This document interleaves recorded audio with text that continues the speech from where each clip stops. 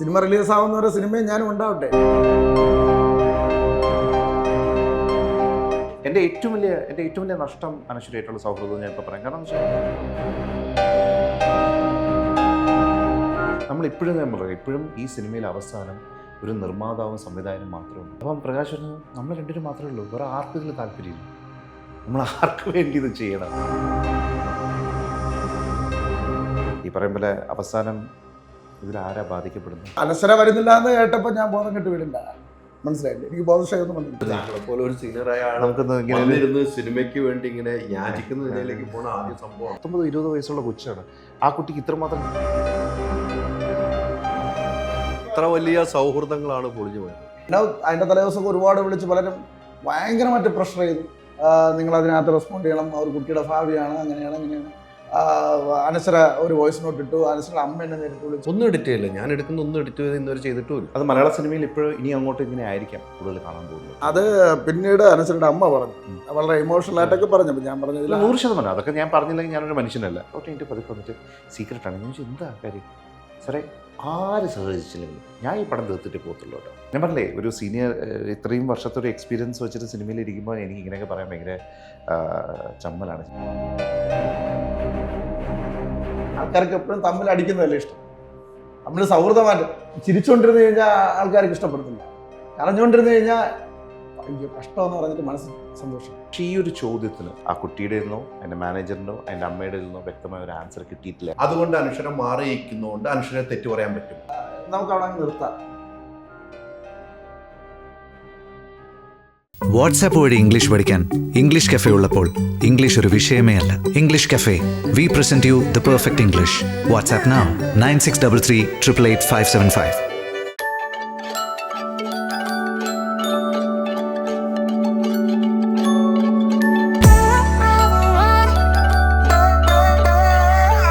Ultra modern kitchen devices. ഒരു കിച്ചണിൽ വേണ്ട എല്ലാ ലേറ്റസ്റ്റ് ബ്രാൻഡുകളും ഇവിടെയുണ്ട്.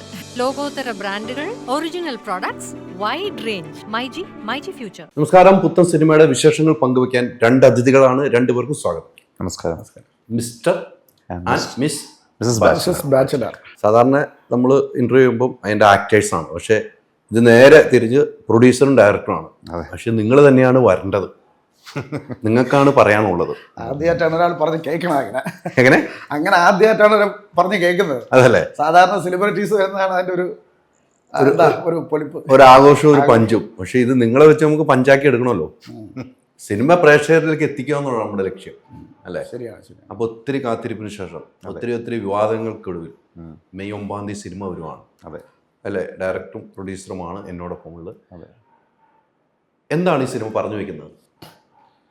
ഇതിൻ്റെ കഥാപരമായ പശ്ചാത്തലമാണോ നിങ്ങൾ അതെ ചോദിച്ചത്? അതെ. ഇത് ശരിക്കും പറഞ്ഞു കഴിഞ്ഞാൽ നമ്മുടെ ഈ റൊമാൻസിന് പ്രായമില്ല, മനസ്സിലല്ലേ? റൊമാൻസിന് സമയമില്ല. അപ്പോൾ നമ്മളിപ്പോൾ എല്ലാവരും ചോദിക്കുന്നുണ്ട്, ഇന്ദ്രജിത്തും അനശ്വരയും അച്ഛനും മോളുമാണോ, സഹോദരനും സഹോദരിയാണോ എന്നൊക്കെ. ഞാൻ വ്യത്യസ്തമായ ഒരു പ്രണയമാണ്. ഞാൻ ഒരു സബ്ജക്റ്റ് എടുക്കുമ്പോൾ, പ്രണയം എടുക്കുമ്പോൾ പോലും ഒരു 20 വയസ്സുകാരിയും 40 വയസ്സുകാരനും തമ്മിൽ ഉണ്ടാവാൻ സാധ്യതയുള്ള ഒരു ക്രഷ് എന്ന് മാത്രമേ പറയാൻ പറ്റൂ. ഒരു ഫുൾ ബ്ലോൺ പ്രണയമല്ല, മനസ്സിലല്ലേ? നമ്മളുടെ ഈ പ്രായത്തിനിടയിൽ നമ്മൾക്ക് പലപ്പോഴും പലതരം സ്ത്രീകളുമായിട്ട് നമ്മൾ ഇൻട്രാക്ട് ചെയ്യും, അവരുടെ അടുത്തൊരു അടുപ്പം തോന്നുകയും അതിന് പ്രത്യേകിച്ച് പേരൊന്നും പറയാൻ പറ്റത്തില്ല. ചിലപ്പോൾ ഒരു രാത്രി ഹോണ്ട് ചെയ്യുന്ന ഒരു റിലേഷൻഷിപ്പ് ആയിരിക്കാം. ഒരു ട്രെയിൻ ജേർണിയിലിടയിൽ കണ്ണുകൾ കൊണ്ട് മാത്രം നമ്മൾ ഭയങ്കര ആസ്വദിച്ചൊരു ട്രെയിൻ യാത്ര ഉണ്ടാകും. ആ കുട്ടിയെന്ന് നമ്മുടെ മനസ്സിൽ നിൽക്കും. അവളുടെ പ്രായമോ അവളുടെ ബാക്ക്ഗ്രൗണ്ടോ അവൾ ആരെന്ന് പോലും അറിയാതെ തോന്നുന്നൊരു ഇഷ്ടമാവാം. അപ്പോൾ ഇങ്ങനെ ഒരു സാഹചര്യങ്ങൾ നമ്മുടെയൊക്കെ ജീവിതത്തിൽ കടന്നു പോകാറുണ്ട്. അങ്ങനെയുള്ളൊരു വ്യത്യസ്തമായിട്ടുള്ളൊരു എന്താ പറയാനായിട്ട് അവതരണമാണ് ഈ സിനിമ എന്നുള്ളത് പറഞ്ഞു വയ്ക്കുന്നത് അല്ലേ? എനിക്കൊന്ന് പ്രൊഡ്യൂസറിനെ സംബന്ധിച്ചുള്ള ഇപ്പോൾ ഒരു കാടറിയുന്ന ആരോപണങ്ങളില്ല, ഇനി ആരോഹണങ്ങളാണ് എന്നാണ് പറഞ്ഞത്. ആരോപണങ്ങളുണ്ടോ താങ്കൾക്ക്? ആരോപണങ്ങൾ ഇല്ല, അതേ ഉള്ളൂ. അതേ ഉള്ളൂ. ആദ്യം നമുക്ക് സിനിമയെ കുറിച്ച് അല്ല, അതാണ് ആ ടൈറ്റിലും കൂടെ കൂട്ടി ഞാൻ പറഞ്ഞത്. അത് എങ്ങനെയാണ് അത് കൊടുത്തതെന്ന് എനിക്ക് അറിയത്തില്ല. അത് ശരിക്കും ആരാണ് റൈറ്റ്? അത് അങ്ങനെയല്ല, അതൊരു പക്ഷെ ആ ക്യാപ്ഷൻ നല്ലതാ, ആണോ? ആളുകളിലേക്ക് എത്തി. അതാണ് മാർക്കറ്റിംഗ് തന്ത്രം എന്ന് പറയുന്നത്. ചിലപ്പോൾ അത് അങ്ങനെ തന്ത്രമല്ല, ശരിക്കും പറഞ്ഞാൽ ഒരു സീസ്വയർ വെടിനിർത്തൽ എന്ന് പറയുന്നത് പോലെ ഇനി നമുക്ക് ആർക്കും ആരോപണം വേണ്ട, നമുക്ക് ഈ നമ്മുടെ സിനിമയായിട്ട് പോകാം. സിനിമയായിട്ട് നമ്മുടെ കുഞ്ഞുമായിട്ട് മുന്നോട്ട് മുന്നോട്ട് പോകാൻ പറയുന്നത്. കാരണം ആരും ആഗ്രഹിക്കുന്നില്ല ഒന്നല്ല ഒരു ആരോപണം എന്ന് പറയുന്നത്. അപ്പോൾ പലരും എന്നോട് വിളിച്ചു ഈ വിവാദമൊക്കെ ഉണ്ടാക്കിയത് സിനിമയുടെ മാർക്കറ്റിങ്ങിന് വേണ്ടിയിട്ടാണ്. ഞാൻ പറഞ്ഞു അങ്ങനെയാണെങ്കിൽ ഒരു റിലീസ് ഡേറ്റ് വെച്ചിട്ട് നമ്മൾ ആരോപണം ചെയ്യണം. നമുക്ക് അപ്പോഴും അതൊന്നുമില്ല. അപ്പോൾ ഈ ആരോപണങ്ങൾ ഒരിക്കലും ഞാൻ ഇപ്പോഴും പറയുന്നുണ്ട്, പോപ്പുലാരിറ്റി കിട്ടുമെങ്കിൽ അത് സിനിമയ്ക്ക് ഗുണം ചെയ്യത്തില്ല. ഇപ്പോൾ ഞാൻ ഇതിൻ്റെ നായികയെക്കുറിച്ചൊരു കുറ്റം പറഞ്ഞിട്ട് സിനിമ ഇറങ്ങുമ്പോൾ ആൾക്കാർക്ക് നായികയോടൊരു ഇഷ്ടം തോന്നാതിരുന്നു കഴിഞ്ഞാൽ ആ സിനിമയല്ലേ ബാധിക്കുന്നത്, മനസ്സിലല്ലേ? അപ്പോൾ ഇതൊരു ഓപ്പൺ വാറായി മാറിയതിൻ്റെ പിന്നിൽ സിനിമയുടെ കഥയെ തന്നെ അല്ലെങ്കിൽ സിനിമയെ ചിലപ്പോൾ ബാധിക്കുന്നത് അല്ലെങ്കിൽ അതിൻ്റെ ഒരു പ്ലസൻനെസ്സിനെ ബാധിക്കാം, മനസ്സിലല്ലേ? ആരോപണങ്ങളില്ലാതെ മുന്നോട്ട് പോകുന്നത് തന്നെയാണ് ഒരു സിനിമയ്ക്ക് ഏറ്റവും ആവശ്യം. പക്ഷേ ചില സാഹചര്യങ്ങൾ നമ്മൾ അവിടെ കൊണ്ട് എത്തിക്കുന്നു എന്നുള്ളതാണ് ഇതിൻ്റെ സത്യാവസ്ഥ. അത് നമ്മൾ പ്രെഡിക്റ്റ് ചെയ്യാതെ ചെയ്യുന്നത്, അല്ല വളരെ പ്ലാൻഡായി ഇന്നൊരാളെ കൊടുക്കണമെന്ന് അങ്ങനെയൊന്നും ആർക്കും ഇല്ലല്ലോ. അങ്ങനൊരു പ്ലാനോടുകൂടി ആർക്കും വരാനും പറ്റത്തില്ല. സോ അതുകൊണ്ട് ആരോപണങ്ങൾ വേണ്ട, ആരോഹണങ്ങൾ മാത്രം തന്നെയാണ് ജീവിതത്തിലും ഞാൻ പഠിച്ചിട്ടുള്ളത്. തീർച്ചയായിട്ടും അങ്ങനെ തന്നെ മുന്നോട്ട് പോകട്ടെ. ഒരു നിർമ്മാതാവ് എന്ന നിലയിൽ ഈ സിനിമയിലേക്ക് എത്തുന്നത് എങ്ങനെയാണ്?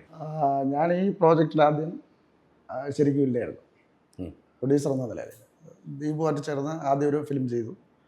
അതിനകത്ത് ദീപുവല്ല ഡയറക്റ്റ് ചെയ്തത്, വേറൊരു വരുൺ എന്ന മിസ്റ്റർ വരുണാണ് ഡയറക്റ്റ് ചെയ്തത്. അതിനകത്ത് ദീപു പ്രൊഡക്ഷൻ്റെ ഭാഗമായിരുന്നു. അത് കഴിഞ്ഞ് ദീപു ഈ പ്രോജക്റ്റുമായിട്ട് മുന്നോട്ട് പോയി. ദീപുവിൻ്റെ അടുത്ത് ആലോചിച്ചിരുന്നു. അപ്പോൾ ഞാൻ പറഞ്ഞു എന്തായാലും സെക്കൻഡ് ഫിലിം നമുക്ക് ഒരുമിച്ച് ഒരു ഫിലിമായി, പിന്നെ അടുത്ത് സെക്കൻഡ് ഫിലിമിലോട്ട് പോകണ്ട, ദീപു അത് വേറെ ആരെങ്കിലും ഏതെങ്കിലും ടീമായിട്ട് അസോസിയേറ്റ് ചെയ്യാൻ പറഞ്ഞു. അങ്ങനെ ദീപു അത് തുടക്കത്തിൽ ആരാണെന്ന് എനിക്കറിയത്തില്ല, ഒരു പ്രൊഡ്യൂസറുമായിട്ട് അസോസിയേറ്റ് ചെയ്ത് ഫസ്റ്റ് ഷെഡ്യൂൾ മുന്നോട്ട് പോയി. അപ്പോൾ അത് കഴിഞ്ഞപ്പോൾ അയാൾക്ക് എന്തോ ഒരു ബുദ്ധിമുട്ട് വന്ന് അയാൾ പിന്മാറുമ്പോൾ ഒരു പടത്തിനൊരു നെഗറ്റീവ് വരാമല്ലോ. ഒരു ഷൂട്ട് തുടങ്ങി ഇങ്ങനെ ഫണ്ടിൻ്റെ ഷോർട്ടേജ് കൊണ്ട് നിൽക്കുന്നു എന്ന് പറയുമ്പോൾ അതൊരു എല്ലാവർക്കും, ഈവൻ ഡയറക്ടർക്ക് മാത്രമല്ല അഭിനയിക്കുന്ന ആൾക്കാർക്കും എല്ലാവർക്കും അതൊരു പേരുദോഷമാണ്. അങ്ങനെ വന്നപ്പോൾ ദീപു ഞാനുമായിട്ട് ഇതിനെപ്പറ്റി ഡിസ്കസ് ചെയ്തു. അപ്പോഴും ഞാനത് സീരിയസ് ആയിട്ട് അതിനകത്തോട്ട് എൻ്റർ ചെയ്തില്ല. ദീപുവിൻ്റെ അടുത്ത് ഞാൻ പറഞ്ഞു ഞാൻ ചില സപ്പോർട്ടുകളൊക്കെ ചെയ്യാം, ഞാനും കൂടെ സപ്പോർട്ട് ചെയ്യാം എന്നുള്ള രീതിയിലൊക്കെ അങ്ങനെ ഫിനാൻഷ്യൽ ആണ് ഉദ്ദേശിച്ചത്. പിന്നെ ഗ്രാജുവലി പറഞ്ഞു വന്ന് എങ്ങനെയോ ഞാൻ അതിനകത്ത് എത്തി ഒരു 50% പ്രൊഡക്ഷനിലായിട്ടാണ് എത്തിക്കഴിഞ്ഞപ്പോൾ പിന്നെ 50 കഴിഞ്ഞപ്പം ബാക്കിയും കൂടെ ഞാൻ തന്നെ ഇൻവെസ്റ്റ് ചെയ്ത് പടം പൂർത്തിയാക്കുകയാണ് ചെയ്തത്. അങ്ങനെയാണ് എൻ്റെ എൻട്രി ഇതിനകത്ത്. അങ്ങനെയാണ് എൻട്രി. ഒരു സിനിമയൊന്നും ഒരു ആഗ്രഹം ഉണ്ടായിരുന്നു? സിനിമ എല്ലാവർക്കും ആഗ്രഹമുള്ളൊരു കാര്യമാണ് സിനിമ എന്ന് പറഞ്ഞൊരു ഗ്ലാമറസ് വേൾഡ് തന്നെയാണ്. അപ്പോൾ അതൊരു സ്വപ്ന ലോകമാണ്, അതെല്ലാവർക്കും ആഗ്രഹമുള്ളതാണ്. പക്ഷേ എല്ലാവർക്കും അത് അച്ചീവ് ചെയ്യാൻ പറ്റത്തില്ല, എത്തിപ്പെടാൻ പറ്റത്തില്ല. എനിക്കും അങ്ങനെ ഒരു ഭയങ്കര പാഷനൊന്നുമില്ല. സിനിമ കാണാറുണ്ടായിരുന്നു, അതിനെക്കുറിച്ചൊക്കെ സീരിയസ് ആയിട്ട് ഒരു സിനിമ ഉണ്ടായി ചിന്തിക്കാറുണ്ടായിരുന്നു. അത് ചെറുപ്പത്തിൽ. അത് കഴിഞ്ഞപ്പോൾ അതങ്ങ് മടക്കി വെച്ചു. നമ്മുടെ തൊഴിൽ അതുമായിട്ട് യാതൊരു ബന്ധമില്ല, കൺസ്ട്രക്ഷനാണ്. അപ്പോൾ ഈ കലയും കൺസ്ട്രക്ഷനുമായിട്ടൊരു ബന്ധമില്ല. അപ്പോൾ ഞാനതങ്ങ് മടക്കി വെച്ചു. പിന്നെ എനിക്ക് കിട്ടിയ റോള് പ്രൊഡ്യൂസർ എന്ന റോളാണ്. ആ റോളിലോട്ട് എൻ്റർ ചെയ്തു. അങ്ങനെ പോകുന്നു. ഇനിയും ചെയ്യണമെന്നാണ് ആഗ്രഹം, പറയാൻ പറ്റത്തില്ല, ഡിപ്പെൻഡ്സ്. ഒരു സിനിമ കൊണ്ട് നിർത്തണ്ടാന്നേ, പുറത്തു നമുക്ക് പല പാഠങ്ങളും പഠിക്കാൻ പറ്റി ഈ സിനിമയിലൂടെ. ഒരു പ്രൊഡ്യൂസർ എന്നതിൽ പാഠങ്ങൾ പഠിക്കാൻ പറ്റി. ഇതിപ്പോൾ യൂണിവേഴ്സിറ്റി വരെ ആയി, അവിടെ വരെ എത്തി. പുതിയ പാഠമൊന്നും പഠിക്കാനില്ല. ഒന്നാം പാഠമല്ല, നേരെ യൂണിവേഴ്സിറ്റി. ഇനി എക്സാം എഴുതി വെച്ചാണ്. ഇനി 9ാം തീയതി പ്രേക്ഷകർ കണ്ടിട്ട് എക്സാം വിജയിച്ചു. പഠിക്കാനും പരീക്ഷ എഴുതാനും എനിക്ക് വയ്യ, പറ്റില്ല. എനിക്കൊന്ന് ഈ പറഞ്ഞ പോലെ നിങ്ങളൊരു നേരത്തെ ഒരു സിനിമ ചെയ്യുന്നു, പിന്നീട് ഇദ്ദേഹമായിട്ട് ഇദ്ദേഹം ഇതിനകത്ത് പ്രൊഡ്യൂസറായി മാറുന്നു. ആ ഒരു കൺസ്ട്രക്ഷൻ ഫീൽഡിൽ നിന്നാണ് ഒരാളെ കൊണ്ടുവന്നത്. ദീപു എന്ന സിനിമയിൽ തന്നെയാണ്, സിനിമയിലായിട്ട് നിൽക്കുക. അദ്ദേഹത്തിനെ കൊണ്ടുവരുമ്പോൾ ദീപു എന്നൊരു ഡയറക്ടറിന് നിങ്ങളുള്ള സൗഹൃദത്തിൽ വരെ വിള്ളലുണ്ടാകുന്ന നിലയിലേക്ക് ഈ സംഭവം എത്തിച്ചായിരുന്നു.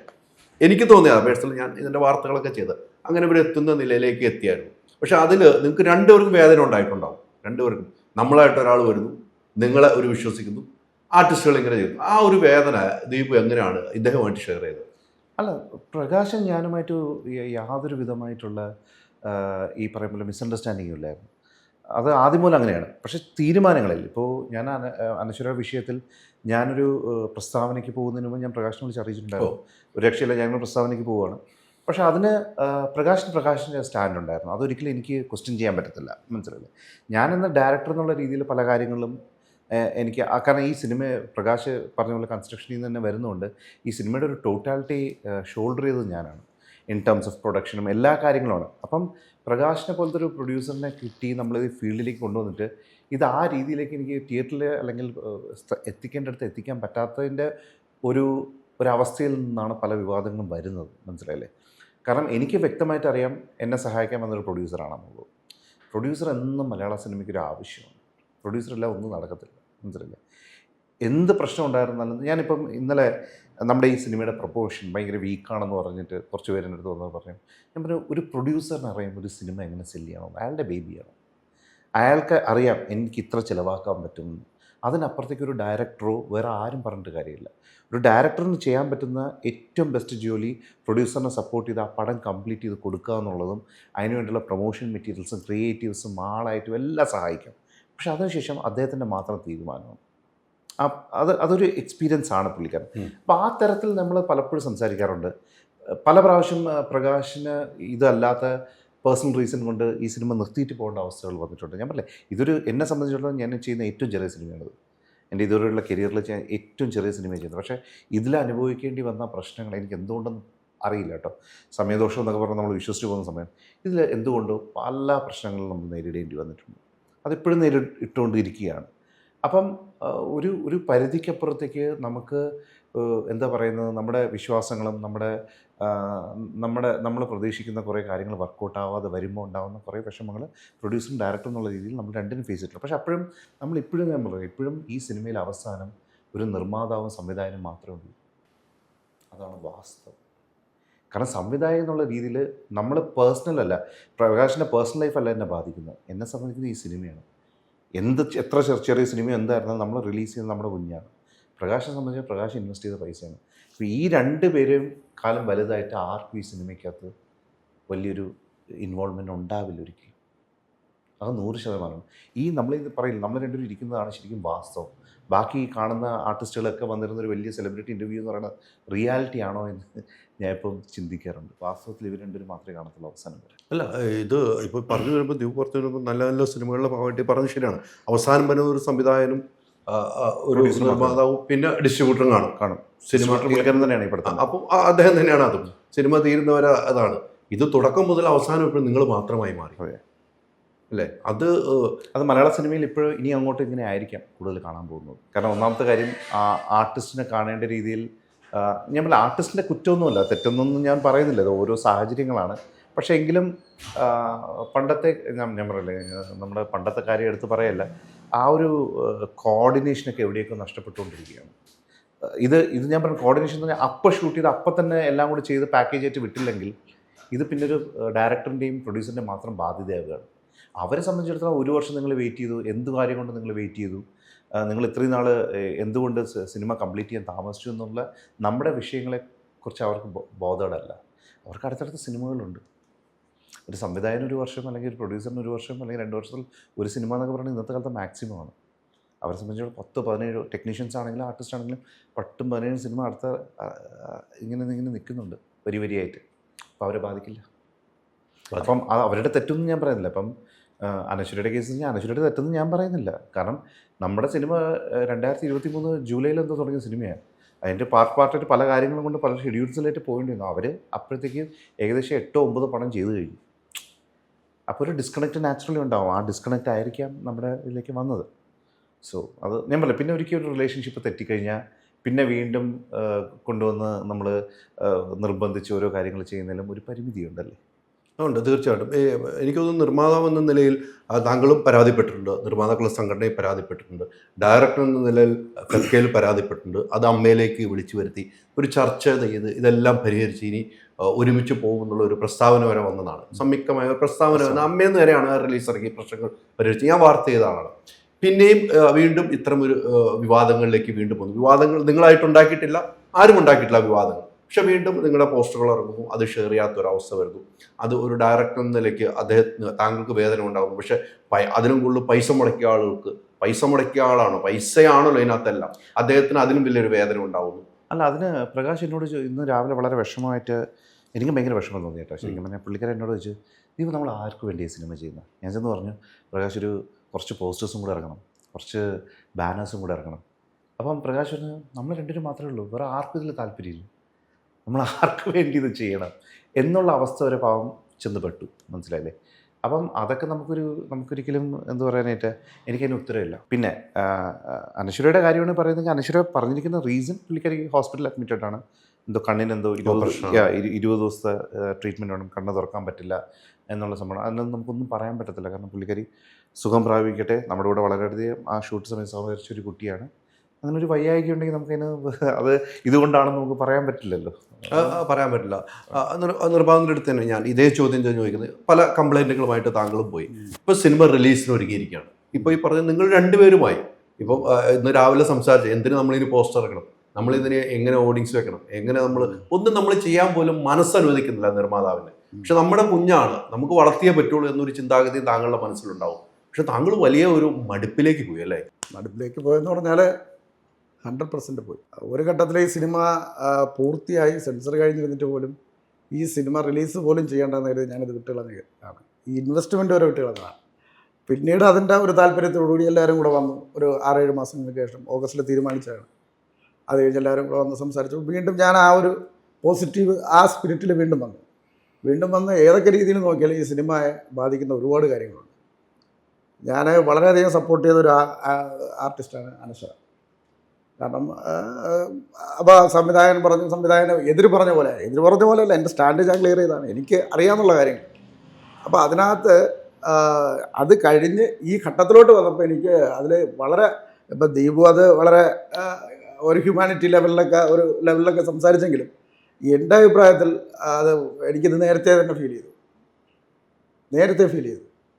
ഇങ്ങനെ ഉണ്ടാവും, അവർ ഇതിന് വരത്തില്ല, അവരെ കാണാനൊന്നും അവർ സംസാരിക്കാൻ പോലും അവരെ കിട്ടിയിട്ടില്ല ഞാൻ വിളിച്ചിട്ട്. അതുകൊണ്ടാണ് ഞാൻ പറയുന്നത്, ഞാൻ അവരെ വന്ന് നേരിട്ട് സംസാരിക്കും, എന്താണ് അവരെ സ്റ്റാൻഡെന്ന് അറിയാം, നേരിട്ട് സംസാരിക്കാൻ വിളിച്ചിട്ട് ആദ്യം വിളിച്ച് 2ാമത്തെ ദിവസമൊക്കെയാണ് അവർ റെസ്പോണ്ട് ചെയ്യുന്നത്.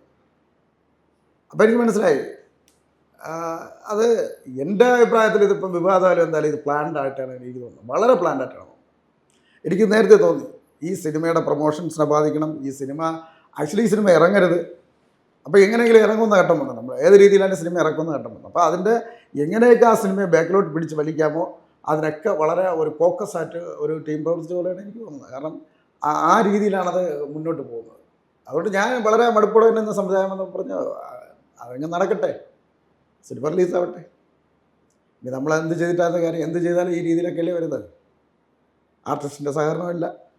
അപ്പോൾ അവർ അതിന് വ്യക്തമായ കാരണങ്ങൾ പറയുന്നു, എല്ലാവരും ഏതോ ഒരു സൈഡിൽ നിന്ന് കുഴപ്പുന്നു. അപ്പം എനിക്ക് മനസ്സിലായി, പിന്നെ ഇതിൻ്റെ വിധി പോലെ നടക്കട്ടെ ഈ സിനിമ. എനിക്കെന്തായാലും ഈ സിനിമ ഇഷ്ടപ്പെട്ട സിനിമയാണ്, അതുകൊണ്ടാണ് ഞാൻ പിന്നെ നിന്നത്. അതുകൊണ്ട് തന്നെ ഇഷ്ടപ്പെട്ട സിനിമയാണെങ്കിൽ എനിക്ക് മടുപ്പ് പോകുന്ന അവസരമാണ്. ഞാനും ഡയറക്ടറും ഒക്കെ ഇവിടെ ഒരു ആഴ്ചയായിട്ട് സ്റ്റേ ചെയ്തിട്ടുണ്ട്, അതിൻ്റെ ബാക്കിയുള്ള പ്രൊമോഷനും കാര്യങ്ങളായിട്ട്. ഈ അടുത്ത കാലത്ത് നടന്ന് നീങ്ങിത്തന്നെ തുടങ്ങിയത്. നമ്മളത് പൈസ ചിലവാക്കാത്തതല്ല, അങ്ങനെയുള്ള കാര്യങ്ങളൊന്നുമല്ല. പക്ഷെ അത് അതിനകത്തൊക്കെ ഒരുപാട് കാര്യങ്ങളുണ്ട്. ഈ ഫോക്കസ് എന്ന് തോന്നാനുള്ള കാരണം എന്താണ്? തീർച്ചയായിട്ടും അതിനൊക്കെ ഒരുപാട് അടിസ്ഥാനമുണ്ട്. അത് നമുക്ക് പിന്നെ ഏതെങ്കിലും ഒരു അവസരത്തിൽ സംസാരിക്കാം, മനസ്സിലിരിക്കട്ടെ. അതെ, കാരണം എന്ന് പറഞ്ഞാൽ സിനിമ റിലീസാവുന്നവരെ സിനിമയും ഞാനും ഉണ്ടാവട്ടെ, ആ ഘട്ടത്തിലാണ് കാര്യങ്ങൾ. എഡിറ്റ് ചെയ്തതായിരുന്നു, വളരെ സീരിയസ് ആയിട്ടുള്ള വേടാണ്. അതൊക്കെ നമുക്ക് പിന്നെ സംസാരിക്കാം. അത്രയും പ്രഷറിലാണ് താങ്കൾ. നാച്ചുറലി നിങ്ങൾ എന്താ ഉദ്ദേശിക്കുന്നത്? ഞാൻ ആത്മഹത്യ എന്നല്ല ഉദ്ദേശിച്ചത്. അല്ല, മനസ്സിലായി.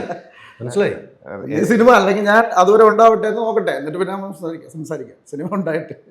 അപ്പോൾ അടുത്ത ഇതിലോട്ട് പോകാം. അതൊരു സീരിയസ് വേടാണ്, അത് എഡിറ്റ് ചെയ്ത് കളയായിരുന്നു കൊള്ളാം. ഒന്നും എഡിറ്റ് ചെയ്യില്ല, ഞാൻ ഒന്നും എഡിറ്റ് ചെയ്ത് ഇന്നുവരെ ചെയ്തിട്ടുമില്ല. ഇതൊരു വല്ലാത്തൊരു പ്രശ്നങ്ങളാണ് കേട്ടോ ഈ സിനിമയുടെ റൂട്ട് പോകുന്നത്. അല്ല, ചില സിനിമകൾ ഞാൻ പറഞ്ഞേ, ചില സിനിമകളുടെ സിനിമയെ വെല്ലുന്ന കഥയാണ് നിങ്ങളുടെ കഥ. അതായത് ചില സിനിമകളുടെ ഭയങ്കര സ്ട്രഗിൾസുമായിട്ടുള്ള പോസ്റ്റ് പ്രൊഡക്ഷൻ സ്റ്റേജ് നടന്നിട്ടുണ്ട്. അതൊക്കെ ഭയങ്കര വലിയ സക്സസ്സുകളുമായിട്ടുണ്ട്.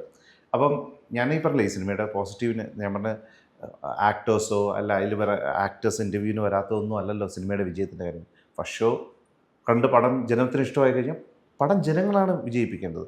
ഞാൻ ഭയങ്കര ഹാപ്പിയാണ്. കാരണം ഒരു സിനിമയെ പ്രതിനിധീകരിക്കാൻ അതിൻ്റെ സംവിധായകനും നിർമ്മാതാവും മാത്രം മതി എന്നുള്ള അവസ്ഥ പറയുമ്പോൾ അതൊരു വെല്ലുവിളിയാണെങ്കിലും അതൊരു തുടക്കമാവട്ടെ. ഡയറക്ടറും പ്രൊഡ്യൂസറും തന്നെ സിനിമ പുറത്ത് കൊണ്ടുവരേണ്ടത്. ആർട്ടിസ്റ്റുകൾ അവരുടെ കമ്മിറ്റ്മെൻറ്റ് എത്രയാണോ, ഞാൻ പറഞ്ഞില്ലേ ഹ്യൂമാനിറ്റേറിയൻ കോസ്റ്റിൽ നമുക്കിത് പറയാൻ പറ്റത്തില്ല. പക്ഷേ എങ്കിലും ഇത് ഞാൻ നേരത്തെ ഈ ഒരു പ്രസ്താവന നേരത്തെ കൊണ്ടുവന്നതാണ്. ഇത് ആദ്യമല്ല ഞാനിത് കൊണ്ടുവരുന്നല്ലേ. അപ്പം അന്ന് ഞാൻ അവർ പ്രതികരിച്ചതിനൊന്നും ഞാൻ തിരിച്ച് പ്രതികരിച്ചിട്ടില്ല. കാരണം സംയമനം പാലിച്ച് പടം റിലീസാവട്ടെ എന്നുള്ളതാണ്. പിന്നെ ഈ പറയുമ്പോൾ എല്ലാവർക്കും ഓരോ മൈൻഡ് സെറ്റ്സ് ഉണ്ട്, അവർക്കും പറയാൻ കാരണങ്ങൾ കാണും. പക്ഷേ വ്യക്തമായ ഒരു കാരണം എനിക്കും അറിയത്തില്ല എന്തുകൊണ്ട് ഈ സിനിമയായിട്ട് സഹകരിക്കുന്നില്ല. കാരണം അതെനിക്ക് പ്രൊഡ്യൂസർ എൻ്റെ അടുത്ത് ചോദിച്ചു കഴിഞ്ഞാൽ എനിക്കും അതിന് ഉത്തരവില്ല. നേരത്തെ പറഞ്ഞ പോലെ പുള്ളിക്കാരനെ ഒരു പ്രൊഡ്യൂസറിനെ ഒരു ഡയറക്ടർ കൊണ്ടുവരാൻ എന്ത് ബുദ്ധിമുട്ടെന്ന് പറയുന്നത് കാലത്ത്. നിങ്ങൾക്കറിയാം എത്ര 160 സിനിമ ഇറങ്ങിയിട്ട് അപ്പോൾ 2 സിനിമ മാത്രം വർക്കൗട്ടാവുന്ന സ്ഥലത്ത് ഒരു ഡയറക്ടർ പ്രൊഡ്യൂസർ ധൈര്യമായിട്ട് വരുവാണ് അങ്ങനെ പരാജയങ്ങൾ നടക്കും. അതെ. അപ്പം ഇദ്ദേഹത്തിനോട് എനിക്കൊന്നും പറയാൻ പറ്റത്തില്ല. ഞാൻ എന്ത് പറഞ്ഞാൽ പുള്ളിക്കാരെ എന്നെ ഒന്ന് നോക്കിക്കഴിഞ്ഞാൽ തീരാവുന്നുള്ളതേ ഉള്ളൂ. കാരണം എന്നെ സഹായിച്ച് ഈ സിനിമയിലേക്ക് വന്നൊരു പ്രൊഡ്യൂസറാണ് അല്ലേ. പ്രൊഡ്യൂസർമാരില്ല മലയാള സിനിമയിൽ. അപ്പോൾ ഇങ്ങനെയുള്ള ഇദ്ദേഹത്തിനൊരു വിജയം കൊടുത്താൽ മാത്രമേ ഇനിയും സിനിമകൾ ഉണ്ടാകത്തുള്ളൂ. അപ്പോൾ ഞാൻ പറഞ്ഞില്ലേ, ഒരു സീനിയർ ഇത്രയും വർഷത്തെ ഒരു എക്സ്പീരിയൻസ് വെച്ചിട്ട് സിനിമയിൽ ഇരിക്കുമ്പോൾ എനിക്ക് ഇങ്ങനെയൊക്കെ പറയാൻ ഭയങ്കര ചമ്മലാണ് ശരിക്കും പറഞ്ഞാൽ. ഞാനൊന്നും ഇങ്ങനെ ഒന്നും സംസാരിക്കാൻ പാടില്ല എന്ന് എനിക്ക് പലപ്പോഴും പോകും. നമ്മുടെ ജോലിയായിട്ട് മുന്നോട്ട് പോകേണ്ടതാണ്. പക്ഷേ ഈ പറയും പോലെ അവസാനം ഇതിലാരാ ബാധിക്കപ്പെടുന്നത്? ആ പ്രൊഡ്യൂസർ. സെക്കൻഡ് ഈ സിനിമ ചിലർ പറയില്ലേ, അന്നൊന്ന് പ്രൊമോട്ട് ചെയ്തിരുന്നെങ്കിൽ, എല്ലാവരും കൂടെ പ്രൊമോട്ട് ചെയ്ത് ഈ പടം നന്നായി പോയതിനായിരുന്നു അന്ന് പറഞ്ഞിട്ട് എന്ത് കാര്യം? ചിലപ്പം ഇതിൻ്റെ വിധിയോ അങ്ങനെ ആവാം. ഞാൻ പറഞ്ഞില്ലേ, നമുക്കതൊന്നും പറയാൻ പാടില്ല. അങ്ങനെയൊക്കെയുള്ള അവസ്ഥയിലാണ് നമ്മൾ രണ്ടിനും പൊക്കോണ്ടിരിക്കുന്നത്. എനിക്ക് തോന്നുന്നു ഇന്ദ്രജിത്ത് എല്ലാ പോസ്റ്റുകളും ഗംഭീരമായിട്ട് ഷെയർ ചെയ്തു. ഞാൻ കാണാറുണ്ട് ഇന്ദ്രജിത്ത് ഗംഭീരമായിട്ട് ഷെയർ. പക്ഷേ ഇന്ദ്രജിത്തൊക്കെ ഒന്ന് ഇടവിട്ട് കഴിഞ്ഞാൽ ഈ പ്രശ്നങ്ങൾ തീരില്ല. ഇന്ദ്ര മാക്സിമം ശ്രമിച്ചു അല്ലേ? ഇന്ദ്രജിത്ത് ശ്രമിച്ചു. ഇപ്പോൾ ഇന്ന് ഞാൻ ഇൻ്റർവ്യൂവിന് വിളിച്ചപ്പോൾ എൻ്റെ അടുത്ത് പറഞ്ഞു, ദീപു എന്താണ് ചെയ്യേണ്ടത്, എങ്ങനെയാണ് ഇൻ്റർവ്യൂ എടുക്കുക? ഞാൻ പറഞ്ഞു, ഇന്ദ്രൻ, നമ്മളിപ്പോൾ ഞാനും ഇന്ദ്രൻ്റെ മാത്രം ഒരു കസേരയിരുന്ന്, പ്രൊഡ്യൂസർ എന്നോട് പറഞ്ഞു, അങ്ങനെ ഇപ്പോൾ ഇൻ്റർവ്യൂ കൊടുത്തിട്ട് കാര്യമൊന്നുമില്ല. അപ്പോൾ ഞാൻ പറഞ്ഞു, ഇന്ദ്രൻ അങ്ങനെയാണെന്നുണ്ടെങ്കിൽ ഇൻഡിവിജ്വൽ ഇൻ്റർവ്യൂസ് എപ്പോഴെങ്കിലും ആവശ്യപ്പെടുമ്പോൾ നമുക്ക് കൊടുക്കുക എന്നുള്ളതിനപ്പുറത്തേക്ക് ഒന്നും പറയാനില്ല. കാരണം ഇത് ഞാൻ പറഞ്ഞില്ല, ഇതൊരു ശരിക്കും പറഞ്ഞാൽ ഒരു ഭയങ്കര പ്ലസൻ്റ് ആയിട്ട് എല്ലാവരും കൂടെ വന്നിരുന്നു ഈ സിനിമയെക്കുറിച്ച് സംസാരിക്കേണ്ട അവസ്ഥയിൽ. സിനിമയിൽ കാണുന്ന ഒരു പ്രവണത അങ്ങനെയാണ്. ചാനൽ ഇൻ്റർവ്യൂ ഉണ്ടെന്ന് ആർട്ടിസ്റ്റുകളെല്ലാം വരുന്നു, അതിൽ പ്രധാനപ്പെട്ടവരിരിക്കുന്നു, ബാക്കി എല്ലാവരും കൂടെ ഇരുന്ന ഒരു നമ്മളവിടെ സ്പീച്ച് ഉണ്ടാവുന്നു, സിനിമയെക്കുറിച്ച് പറയുന്നു, സിനിമ സെറ്റിൽ അവിടെ ഉണ്ടായ കാര്യങ്ങളെക്കുറിച്ച് പറയുന്നു, ചില സീൻസിനെ കുറിച്ച് പറയുന്നു. അതൊക്കെയാണ് അതൊരു സന്തോഷം. അവർ വീണ്ടും ഒന്നിച്ചു കൂടുമ്പോൾ അങ്ങനെയുള്ളൊരു ഇതാണ് നമ്മളും പ്രതീക്ഷിച്ചത്. മാർക്കറ്റിംഗ് മാത്രമല്ല, എല്ലാവരുമായിട്ട് ഒന്നിച്ചു കൂടുക, വീണ്ടും ഒന്നിച്ചു കൂടുന്നു. പിന്നെ മാർക്കറ്റിങ്ങിനെ സഹായിക്കുകയും ചെയ്യും. ഇപ്പോൾ ഈ സെലിബ്രിറ്റീസ് ആകുമ്പോൾ അവർക്ക് റീച്ച് ഉണ്ടല്ലോ, അത് നമുക്ക് തള്ളിക്കളയാൻ പറ്റില്ല. പിന്നെ അവർ വരുന്നില്ല എന്ന് പറയുമ്പോൾ പിന്നെ നമ്മളെ ബ്ലൈൻഡായിട്ട് അവർ വന്നില്ലെങ്കിൽ കുഴപ്പമില്ലാന്ന് ആ ഒരു എക്സ്പെക്റ്റേഷൻ അങ്ങ് വിട്ടു. അപ്പം പിന്നെ പ്രശ്നമില്ല. പിന്നെ അതിൻ്റെ പേരിൽ ഒരു വിഷയമില്ല. അനശ്വര വരുന്നില്ല എന്ന് കേട്ടപ്പോൾ ഞാൻ ബോധം കെട്ട് വീടില്ല, മനസ്സിലായില്ലേ? എനിക്ക് ബോധക്ഷയമൊന്നും വന്നില്ല. അത് ഒരുപക്ഷെ പ്രകാശനോട് നേരത്തെ പറഞ്ഞു. കാരണം ആലോചിക്കണം, ഒരു സംവിധായകൻ ഒരു ആർട്ടിസ്റ്റിനെതിരെ പറയുമ്പോൾ ആ പ്രൊഡ്യൂസർ കൂടെ നിൽക്കുകയാണ്. ഈ ആർട്ടിസ്റ്റ് അങ്ങനെയല്ല, ആ സംവിധായകൻ പറഞ്ഞ തെറ്റാണ് എന്ന് പറയുന്ന പ്രൊഡ്യൂസറാണ്. അന്ന് നമ്മൾ തമ്മിലൊരു ഇഷ്യൂ ഒന്നുമില്ല. മാത്രമല്ല, ഞാൻ പ്രകാശ് അടുത്ത എന്നെ വെച്ചിട്ട് പടം അനൗൺസ് ചെയ്തിട്ടുണ്ട് ഇത് കഴിഞ്ഞിട്ട്, ഇത്രയും പ്രശ്നത്തിൽ നിൽക്കുമ്പോൾ. നമ്മുടെ തമ്മിലുള്ള ബന്ധത്തിന് അതെപ്പോഴും അദ്ദേഹം ആ വാല്യൂ എനിക്ക് തന്നുകൊണ്ടാണല്ലോ അടുത്തൊരു പടം ചെയ്യാനായിട്ട് എന്നെ ഇൻവൈറ്റ് ചെയ്യുന്നത്. അല്ല അദ്ദേഹത്തിന് വേറെ നമ്മൾ പ്രൊഫഷണലായിട്ട് നമ്മളൊരു സിനിമയിൽ അതൊരു ബിസിനസ്സാണ്. ഒപ്പം അതൊരു കലാപരമായ ഒരു ക്രിയേറ്റിവിറ്റിയാണ് അതിൻ്റെ സിനിമയ്ക്കകത്ത്. ചുമ്മാ ഒരു സിനിമ ഉണ്ടാകത്തില്ല. അപ്പോൾ അങ്ങനെ വരുമ്പോൾ അത് ആ നിലയ്ക്ക് നോക്കുമ്പോൾ ഒരു നല്ല പ്രോഡക്റ്റ് ഉണ്ടാക്കാൻ വേണ്ടിയിട്ട് ആരുമായിട്ടും നമുക്ക് സഹകരിച്ച് പോവാം. അത് ദീപുമായിട്ടൊന്നുമില്ല, അടുത്ത എനിക്ക് താല്പര്യമില്ലാത്ത ഒരാൾ വന്നാൽ അയാൾ കൊണ്ടുവരുന്ന നല്ല സബ്ജക്റ്റാണെങ്കിൽ ഞാൻ സഹകരിക്കും. അവിടെ എൻ്റെ വ്യക്തിപരമായ താല്പര്യങ്ങൾക്ക് ഞാൻ മുൻതൂക്കം കൊടുക്കത്തില്ല. ആ പ്രോജക്റ്റിനാണ് മുൻതൂക്കം, ആ സബ്ജക്റ്റിനാണ്. അപ്പോൾ അങ്ങനെ നോക്കി കാണുന്ന ഒരാളാണ് ഞാൻ പ്രൊഫഷണലായിട്ട്. എനിക്കൊന്നും ഈ അവസാന നിമിഷം ഈ സിനിമ ഇപ്പം അന്ന് പ്രശ്നമുണ്ടായി മാറിക്കഴിഞ്ഞിട്ട് ഇപ്പം അവസാന നിമിഷം നിർമ്മാതാക്കളുടെ സംഘടനയിൽ പരാതി പോയിട്ടുണ്ട്, താരസംഘടനയിൽ പരാതി പോയിട്ടുണ്ട്, ഫെബ്കയിൽ പരാതി പോയിട്ടുണ്ട്. ഇപ്പം അവസാന നിമിഷം പരാതി പോയിട്ടുണ്ട്, നിങ്ങളെല്ലാവരും പരാതിപ്പെട്ടിട്ടുണ്ട്. അതിൻ്റെ ഒരു ഒത്തുതീർപ്പ് എന്ന നിലയിൽ അനശ്വര രാജ് പറഞ്ഞതൊക്കെ ഹോസ്പിറ്റലാണ്, കണ്ണിന് ഓപ്പറേഷനാണ്. അത് ഞാനും അന്വേഷിച്ച ഒരു വ്യക്തിയാണ്. അത് സത്യസന്ധമായ ഒരു കാര്യമാണ്. അത് ഞാനിപ്പോൾ നിങ്ങളുടെ ഇരുത്തി തന്നെ പറയാം, സത്യസന്ധമായ കാര്യം, നമ്മൾ പറഞ്ഞ കാര്യം, യാതൊരു മാറ്റമില്ല. റെസ്റ്റും വേണം, ഓപ്പറേഷൻ കഴിഞ്ഞാലും റെസ്റ്റ് വേണം. ഞാൻ കൃത്യമായിട്ട് അന്വേഷിച്ച ഒരു വ്യക്തിയാണ്. അത് ന്യായമായ കാര്യമാണ് എന്ന് ഞാൻ പറഞ്ഞു. പക്ഷേ അവിടെയൊക്കെ പോസ്റ്റൊക്കെ ഒന്ന് ഷെയർ ചെയ്യാൻ ഉള്ള ബുദ്ധിമുട്ട് എന്താണെന്ന് ഞാൻ ചിന്തിച്ചു തുടങ്ങി. പോസ്റ്റ് ഷെയർ ചെയ്യാൻ ഇപ്പോൾ ഓപ്പറേഷൻ ചെയ്താൽ അത് ഇൻസ്റ്റയും ഫേസ്ബുക്കും എല്ലാം നോക്കുന്ന വേറെ ആളെ അവിടെ ഒന്ന് പോസ്റ്റ് ഇട്ട് കഴിഞ്ഞാൽ അതൊന്ന് ഷെയർ ചെയ്യാവുന്ന കാര്യമേ ഉള്ളൂ എന്ന് എനിക്ക് സ്വയം തോന്നിയാണ്. മറ്റു കാര്യങ്ങളെല്ലാം അവിടെ ഇരിക്കട്ടെ, അതെനിക്ക് സ്വയം പോസ്റ്റ് ഷെയർ ചെയ്യണ കാണുന്നത് കാര്യം വന്നപ്പോൾ ഇപ്പോൾ ഞാൻ റെസ്പോൺസിബിലിറ്റി എനിക്കായി. ദീപുമായിട്ടൊരു ഗ്യാപ്പ് വന്നതുകൊണ്ട് ഞാനാണ് അവരെ നേരിട്ട് വിളിച്ച് ഫോളോ അപ്പ് ചെയ്തുകൊണ്ടിരുന്നത്. സെക്കൻഡ് റിലീസ് നമ്മൾ അനൗൺസ് ചെയ്യുന്ന സമയത്ത് ആ പോസ്റ്റർ ഒന്ന് റിലീസ് ചെയ്യാൻ പറഞ്ഞിട്ട് ഒരാഴ്ച പോലും അവരനങ്ങിയിട്ടില്ല, മറുപടി ഒന്നിട്ടില്ല. അപ്പോൾ എനിക്ക് മനസ്സിലായി ഇതിനകത്ത്. അതുകൊണ്ടാണ് ഞാൻ പറഞ്ഞത് ബോധപൂർവമായ ഒരു ശ്രമം ഉണ്ടായിരുന്നു. അല്ല, ആദ്യം 9-ാം തീയതി റിലീസ് ഉണ്ടായിരുന്നു. അപ്പം അപ്പോഴേ പ്രകാശ്, ഞാൻ ആദ്യമേ പറഞ്ഞു ഞാൻ ഇടപെട്ടിട്ട് കാര്യമില്ല, കാരണം ഇപ്പം പ്രകാശ് സംസാരിച്ചോളൂ എന്ന് പറഞ്ഞു. പോസ്റ്റ് ഇട്ടപ്പോൾ വിഷുവിന് എന്തോ ഷെയർ ചെയ്യാമെന്ന് പറഞ്ഞല്ലേ? പോസ്റ്റർ ഷെയർ ചെയ്യാം, അത് കഴിഞ്ഞ് വിഷുവിന് സ്റ്റോറി ഇടാമെന്ന് പറഞ്ഞു. അതിന് വേറെ റീസൺ പറഞ്ഞു. അത് കുറേ കഴിഞ്ഞ് ഒരാഴ്ച കഴിഞ്ഞ് വീണ്ടും ഒരു റീസൺ പറഞ്ഞു. ആ റീസൺ നമ്മൾ പറയുന്നില്ല. അതൊക്കെ ഇപ്പം സംഘടനകൾ പരാതി, ഇപ്പോൾ ഈ റീസൺ പരാതി പറഞ്ഞതിന് ശേഷം എന്താണ് ഉണ്ടായത്?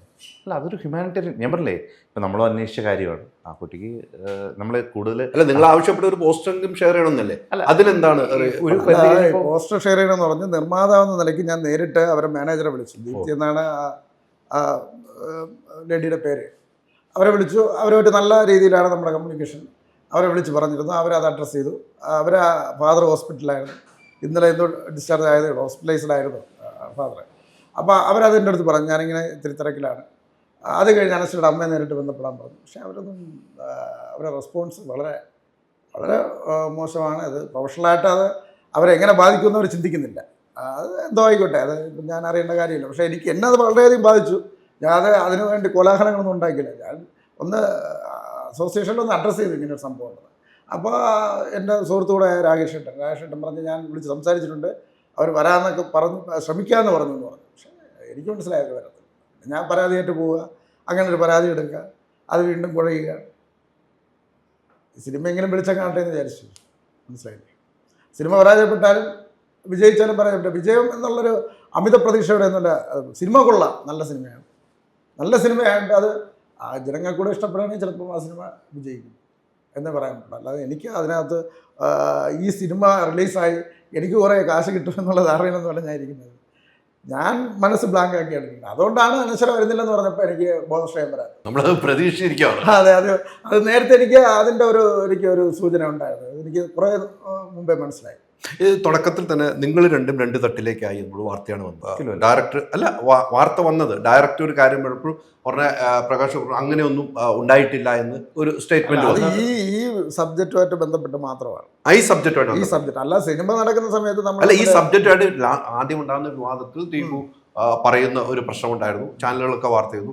അപ്പോൾ തന്നെ പ്രകാശ് ട്രിവാൻഡ്രത്ത് നിന്നും ഒരു ഓൺലൈൻ ചാനൽ കൊടുക്കുന്ന ഒരു അഭിമുഖത്തിൽ പറഞ്ഞു, ദീപുവിനെ കൊടുത്ത ആ ചാനലുകാർ തന്നെയാണ് എൻ്റെ അടുത്ത് വിളിച്ച് പറയുന്നു. അപ്പൊ രണ്ട് രീതിക്കായി മാറുന്ന നിലയിലേക്ക് ആ സമയത്ത് ഒരു ചർച്ച ഉണ്ടായിരുന്നു.